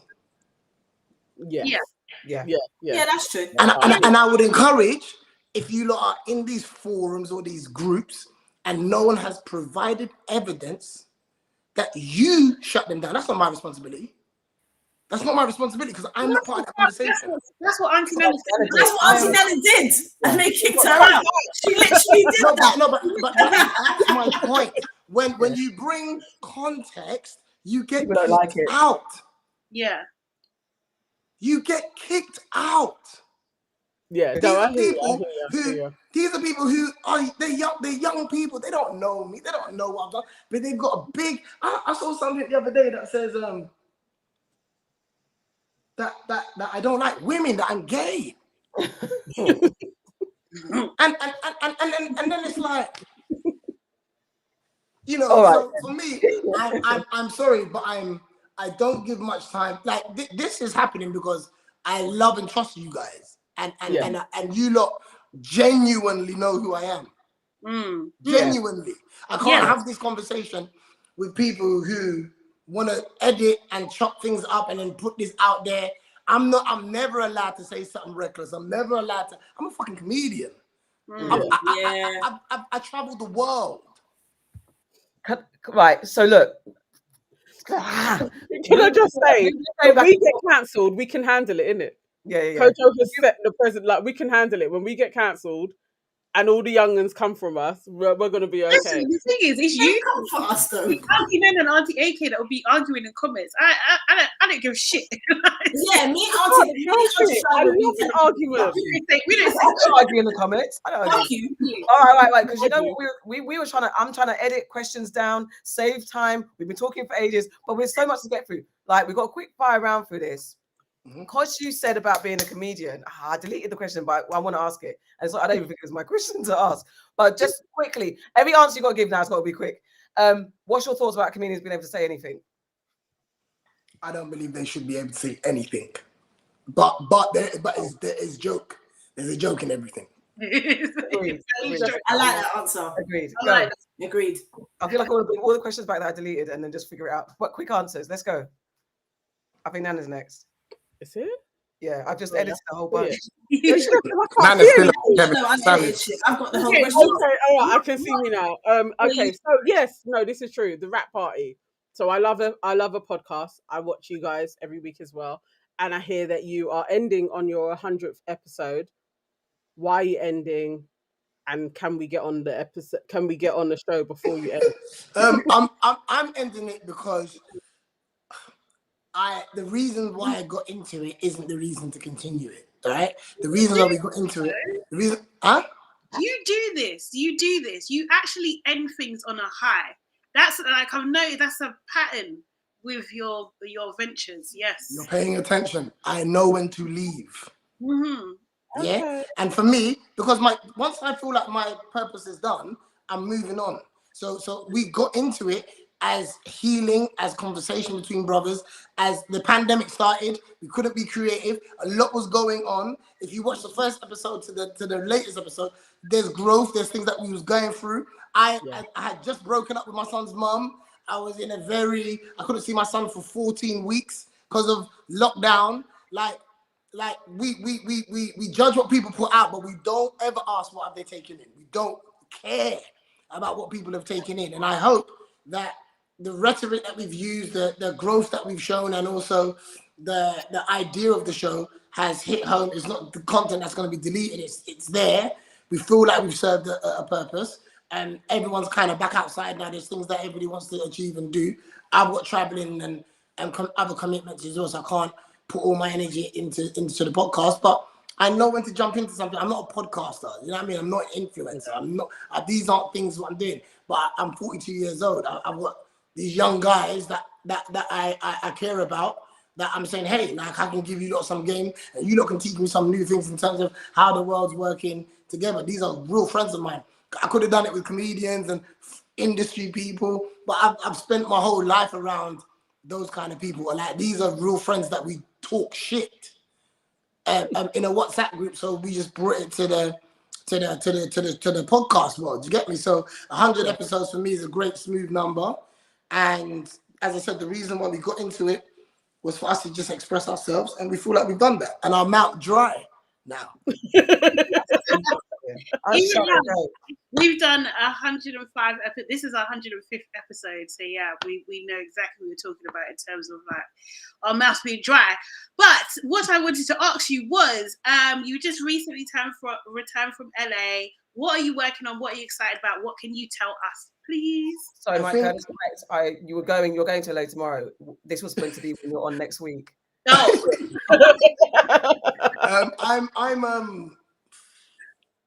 So I've just finished my house in Ghana with my mum. Ooh, nice. So that is, my mum's retiring next year, and she's moving back. She lives in America, so she's moving back to Ghana. So she's got her palace now. That's out the way. So that's kind of what I've been focusing on. It's amazing, and I'm happy to have been able to help her do that as well. My book is going to be, it's going to be the context for everybody. It's going to be all this stuff, all this. That's why I'm quiet. I'm quiet because I'm not responding to everyone because I've responded already. Yeah. So when everybody wants to say what they feel, cool. Yeah. But I've written my talking. Yeah. Everything that I've taken in and how I felt about films and relationships and all this other stuff is in my book. So that's going to be very exciting. I'm working with Chappelle on some exciting stuff. Ooh, nice. So I can't say too much, but I'm really, really excited and really happy that I'm working with him. I'm working with Kevin Hart's company as well on some bits. So I'm writing, I'm creating these images of Black people that I want to see, and that's where my focus is. Because like I said, I'm not chasing clout, I'm not chasing approval, I'm chasing legacy. And part of legacy is going through all of these chapters in your life where people think they know you, people think that you're that close enough that they can say what they want to say. But I don't believe in the first laugh, I always want the last laugh. That's what I live for. Yeah, that's the most important. So whilst people are laughing and making up these stories and whatever, I just hope they're laughing at the end. Fair. Aunty Farrah, go. You know, that's all I care about. I'm the only one that knows what's coming. And that's why I smile. Love it. Oh, you're mute, Farrah. Blood clot. No wonder Kojo was still talking when I was talking. I was saying what you've just said kind of leads on to what I'm going to ask you next. Like, you know, you've got all these things that you're trying to achieve. You're achieving huge things. You've written a book. It's coming out. You're touring. You're going to America. You're working with these wonderful people. You've, you know, done all these magnificent things for the culture. And I'm just like, so what's the end goal to you? Is there even an end goal? Because, you know, like you said earlier about people have a list of what it is that you should achieve and what they think that you should do. But you got to focus on yourself. So do you even have an end goal, or are you just like striving to do more and more and more? What is it for you? I would never ever reveal my end goal, but silent and violent. but it's I'm enjoying the process. You know, I think the process is what I always encourage people to put all their energy into, because you think you have an end goal and then God shows you what He's on. You understand what I'm trying to say? After Britain's Got Talent, that was the last time I ever focused on what Kojo wanted to do. Now I'm working on what God's put me in position to do, because that is where my real fulfillment will be. What I wanted for myself, I have got that times 10, because I walked down a road and a path and had to use faith in the process, and God delivered to me on a big scale. So when I sit there and people have got me on a certain channel, and I'm just like, because I don't run out here and go, hey, look what I'm doing. You don't see me on Snapchat. You don't really see me post much of my stories. Everything that you really see me post is about the next show. Do you know what I mean? But people feel like they know what's going on. And I'm in a very happy place. That allows me to deal with these moments, because they are moments, you know what I mean? Yeah. I don't believe people are out there with some real agenda towards me. That's what I don't believe is happening. But it's not nice sometimes when you're hearing these things, but they're from a distance. They're not close enough for them to actually, and my people that are in my life protect me from these things. But ultimately, I've got exciting things coming, and that's all I know about. But the end goal is, you know, I've got plans for the end goal, but I'm just enjoying the process. And I think, you know, one thing that I've learned is you can't put your dreams in everybody's hands. And I think by telling people what you're trying to do does that. All right. Thank you.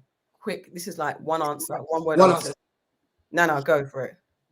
Okay. This is the part where we get in your business very quickly as aunties. Those are proper aunties. Your aunties are coming for your business now, quickly.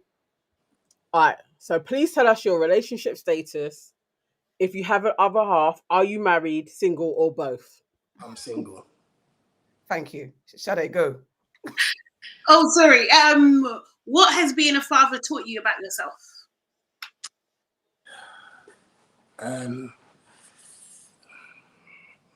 I lacked patience.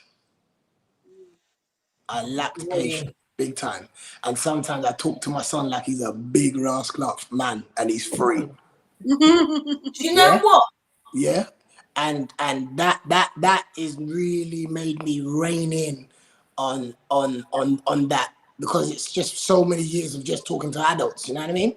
But now my son has really leveled my patience and my tolerance, you know what I mean? And I thank him for that, because it's something that has made me a better person. Nice. I'm still working on that one in terms of patience. Because having a child taught me that. Oh, didn't it? Patience, man. I really don't. And I'm like, I pray for patience. Like, but people think I say that just for jokes, but I actually pray for patience. All right, it's obviously your aunties could never. We're all aunties here. What type of uncle or auntie? Uncle or auntie? What type of uncle are you if you are an uncle? And if you're not, I am an uncle, man. Okay, what type of uncle are you? What uncle? Who's Uncle Kojo? I'm the uncle. I'm the cool uncle. I'm the one that spoils them. I'm the one that gets them what they really want for Christmas. I'm the uncle that it's just fun when I'm around. You know what I mean? I break all their parents' rules when they're with me. So anything they can't eat, they can eat here. So I'm the uncle. Yeah. You're that uncle. Okay, Aunty I Farrah. like that uncle. One of my brothers. Yeah, the uncle's niece. fills them with sweets and he sends them back to you. Yeah. I like that uncle. Pick one, last one. So what's the family saying, or a trait, or you know, something that you've done in your family that you hold dear or you wholeheartedly reject? Like, I'm not going to do that, like a pattern or a saying or something like that. You know what we did in my family? We ate together. That's what we did growing up. We ate together. That's one thing we done. We ate together. You know, society's changed a little bit where everyone's in their own rooms and, you know, everyone's just kind of we didn't wait for Christmas to kind of just, you know, sit down and eat as a family kind of thing. Like, we ate together very regularly. So that's something that I definitely want my family to be like. That's nice. All right, guys, let's move into what's made you. That's very, very nice. Let's move into what's made you sad, mad, and glad this week. I don't even know who's first. Uncle Kojo, did you do this? Did you do this homework? I did. I said, what's made you sad, mad, and glad? What's made me sad, mad, and glad? Yeah. Do you want me to go first? Yeah, go on. What's made me sad, mad, and glad? You got funny. What's made me sad is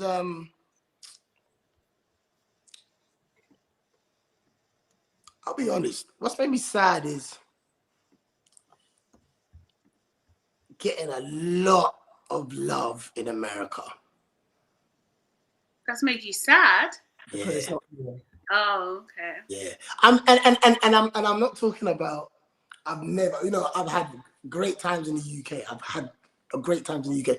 But I just feel like what's happening for me abroad, which is the biggest playing field ever, still doesn't quite do it as much as me wanting it to be had here.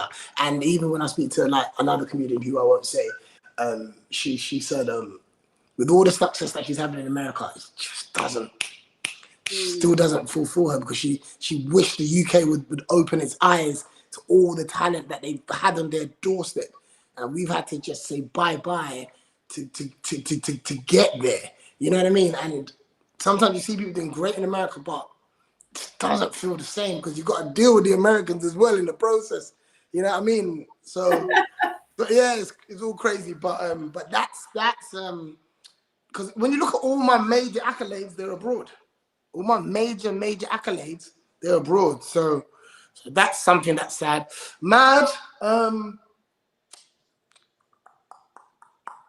that's made me mad. I think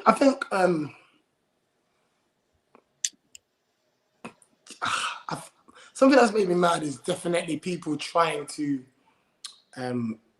tell their narrative of me. Yeah? And convincing people that have never experienced me at all, ever, not been to anything.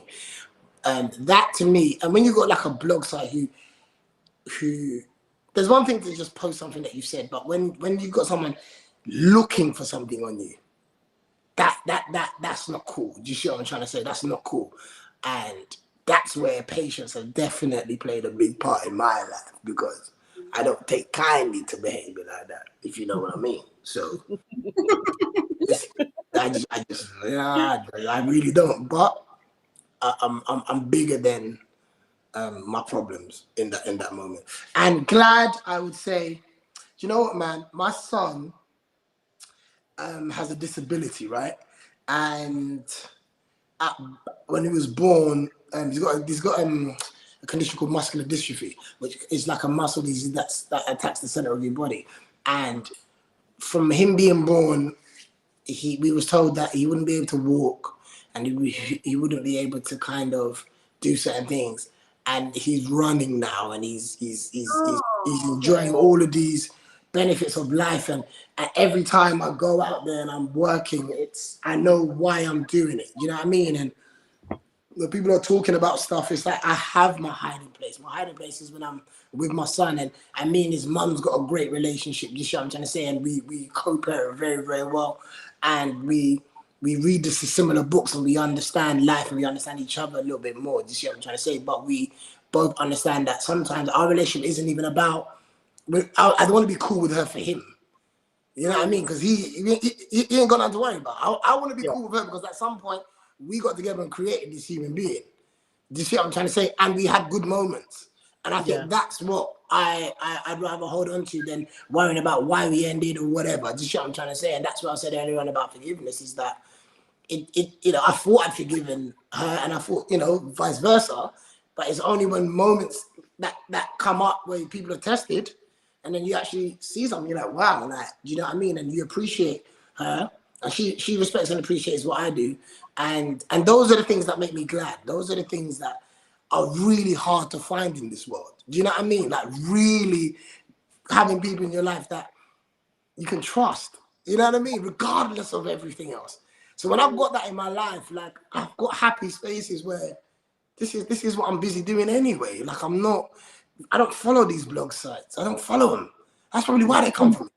Because they, you know what I mean? So it's one of the things where it's like, those things make me glad I've got good corners, pockets in my life where I find peace. You see what I'm trying to say? So yeah, man, those are my three things.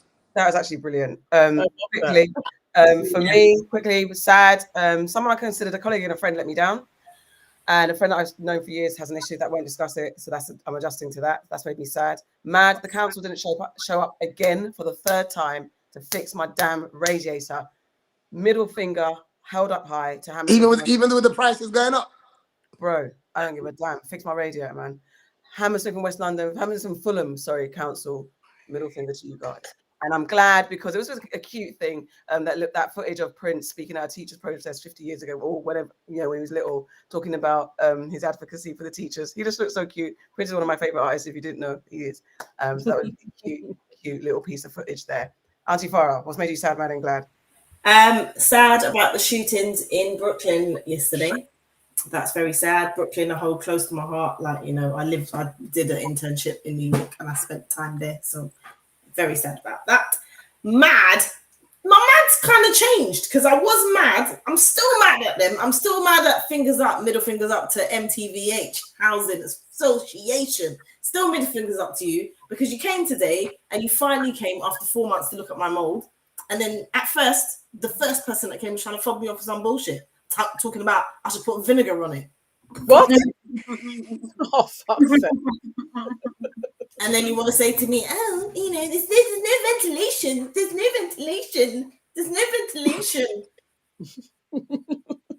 Anyway, that was one of my mads. But I'm also just mad once again about the cost of living. Like I literally cannot bear it right now. It is so peak, the cost of living. Like my daughter has a jumper on all day long because the gas ain't going on, bruv. So yeah, that's annoyed me. But I'm actually glad this week about so an immigration tribunal overturned a decision by the Home Office to deport Anthony Pecco. Don't know if that's how you say his name, but he's a well-respected Black charity volunteer who grew up in the UK, and he arrived in the UK when he was 6 years old, spent most of his life in Bristol, and they tried to dip him. But the immigration tribunal overturned it and called it inhumane. Yes, so he gets to stay. Well done. Aunty Nana, what's made you sad, man, and glad? All right. So I don't have a sad, other than all prayers due to everybody that perished in the Brooklyn subway. I really do feel for them. So that is a sad. I'm sad about that. I'm mad as I really feel like Bojo he needs to pay us money. Like I think everybody in the United Kingdom, we should be filling in a form, and he owes us £250 each for lying about everything and being fined, and that everybody had to stay in their houses and we were all in and he was having parties. I think that they all Man, I've had the beans. Right. I feel like they need to pay us because we're under a dictatorship. You've done wrong and you're not leaving, you're not resigning. Like, that's a dictatorship. So I'm fine with being in a dictatorship because I don't believe in government anyway. But I do believe that you need to pay us all, and we should all be getting money back from you for this heinous thing that you've done. So £250 per adult in a household should be awarded to every British citizen. I'm waiting for that. And that needs to happen, or I'll continue to be bad, Boris. And you don't want me to be bad. But I'm super glad that over the weekend I had 2 amazing birthdays. I had Julia's 40th, that was lovely on Saturday, and then I had Sade's 30-something. That was at her place. Come on. That was super fun. Yeah. It was really nice, and yeah, I like hanging out at her spot. I need to go there more often because she's got all the champagne in her fridge at the moment. Oh my Yeah. God. Yeah, I need to go around there and spend more time with Aunty Sade. All right, Aunty Sade, set back land. So my side is also the shooting in Brooklyn. My friend I literally just came back from New York as well, kind of thing. I was staying in Brooklyn, and my friend literally just moved there as well. So it was very scary. You know, I had to check in to see if she was okay. The subway that happened was not too far from her as well, so it was a bit like, oh gosh, a bit of a moment there. But she's fine, so that's good.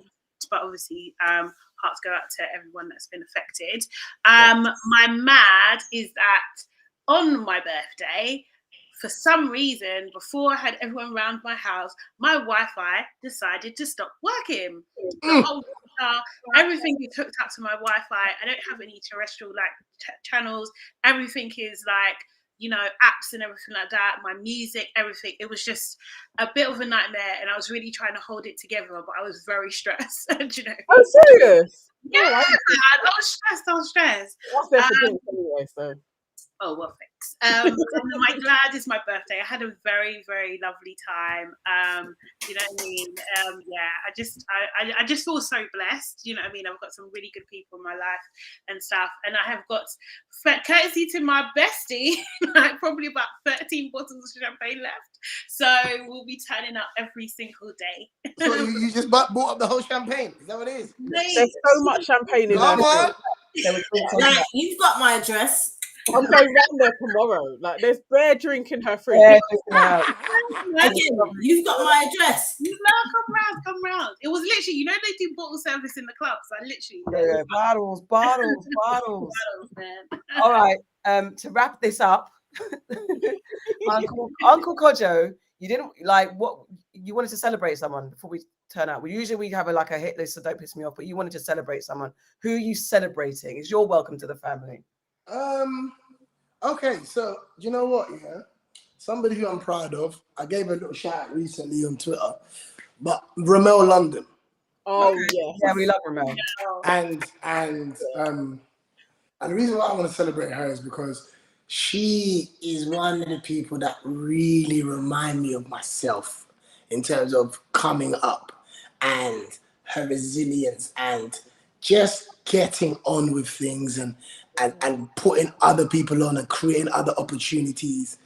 And, you know, she's in my book as well, actually, because there was a moment where there was an opportunity for me to put her out on the show as my co-host, but I chose someone else. And the reason why I chose someone else is because I knew that she had the muscle to come back and have this on her own platform. I knew this about her, so I wasn't worried about her. The other person was great too, but I knew that this would probably be the only opportunity that they would get. And lo and behold, she's got her own radio show. She's been out here really, you know, like if there was an image of like BET in America that I thought like, she reminds me of that. Do you know what I mean? As a black woman who's just never really, and you know, me and her speak quite a lot, and there's times when she feels like giving up, and there's times where, but she's so resilient and always offering solutions. And the main thing is she's of service to other people. You know, she's of service to other people. And that's something that Russell Simmons told me. He said there's an expiry date to taking, but there will never be an expiry date to giving. And you last longer in life and in the world when you are a giver. Because there's no expiry date to that. Because after a while, they'll find someone else to give to. Yeah, but she's somebody that always pours into other people, and yeah, and I really want her to kind of continue to excel and win. So I big up Ramel London. I love that. That was lovely. I remember that time actually, and you weren't wrong. You weren't wrong at all. Yeah. You actually weren't wrong at all. Yeah. I'm telling you, man. I know this business, man. I love that. People don't like, but I'm really proud of her as well. Like, I really do love her hustle. And quite a few times she's just bought from me.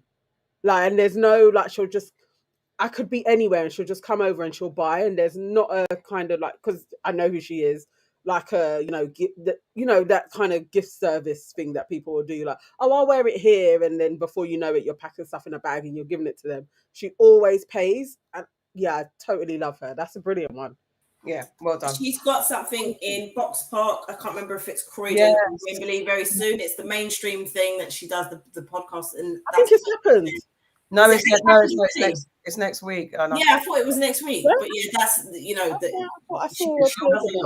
she's good peeps. Yeah. Yes, I love that one. That's a wicked one. Brilliant. On. Okay, guys.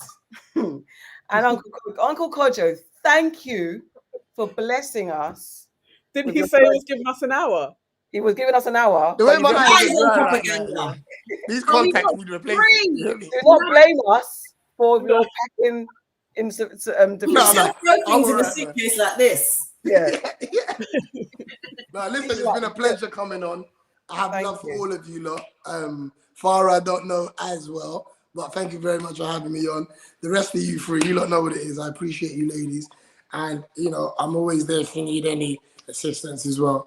But yeah, I appreciate it. That's on the rap party. You know what? We'll do something for sure. We'll get something done. Wrap you up. Honestly. Look at this one there. Just she's ironing her outfit ready, just in case. We'll get you lot on. It'll be fun. It'll be fun for sure. Yeah, honestly, we wanted you on for a long time, and just really genuinely, we love your honesty and your candor and just being real with us. And that's what we appreciate from you in life, generally. Thank you for your openness. Thank you, man, for making us laugh as well. Yeah. No worries. This has been fun. Times. It's also providing a place to meet people. That's not love. Sade! Birthday girl, champagne! Really has done that from Comedy Funhouse to when you was doing your own parties. Remember the parties?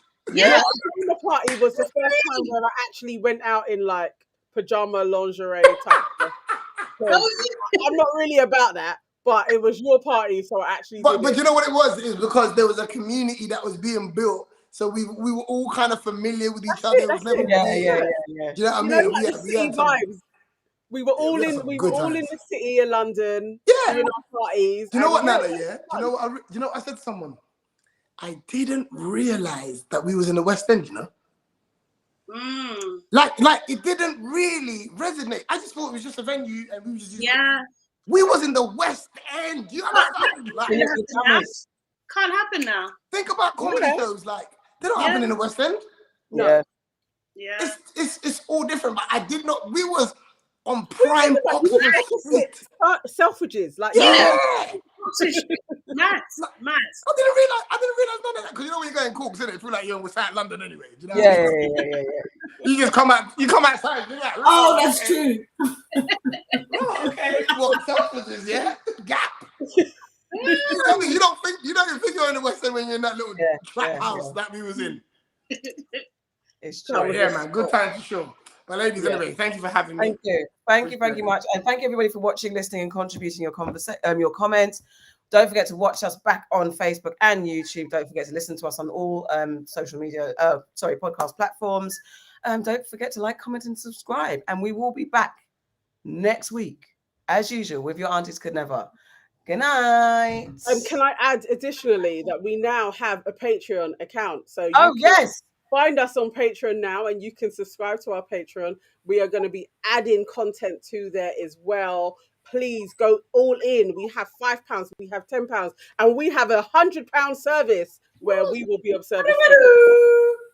We're not going to have that sound. I wanted to say, Rihanna, what? Listen, my is better than your flipping. She's getting your business. Bye, everybody. Bye. I'll put the link in. End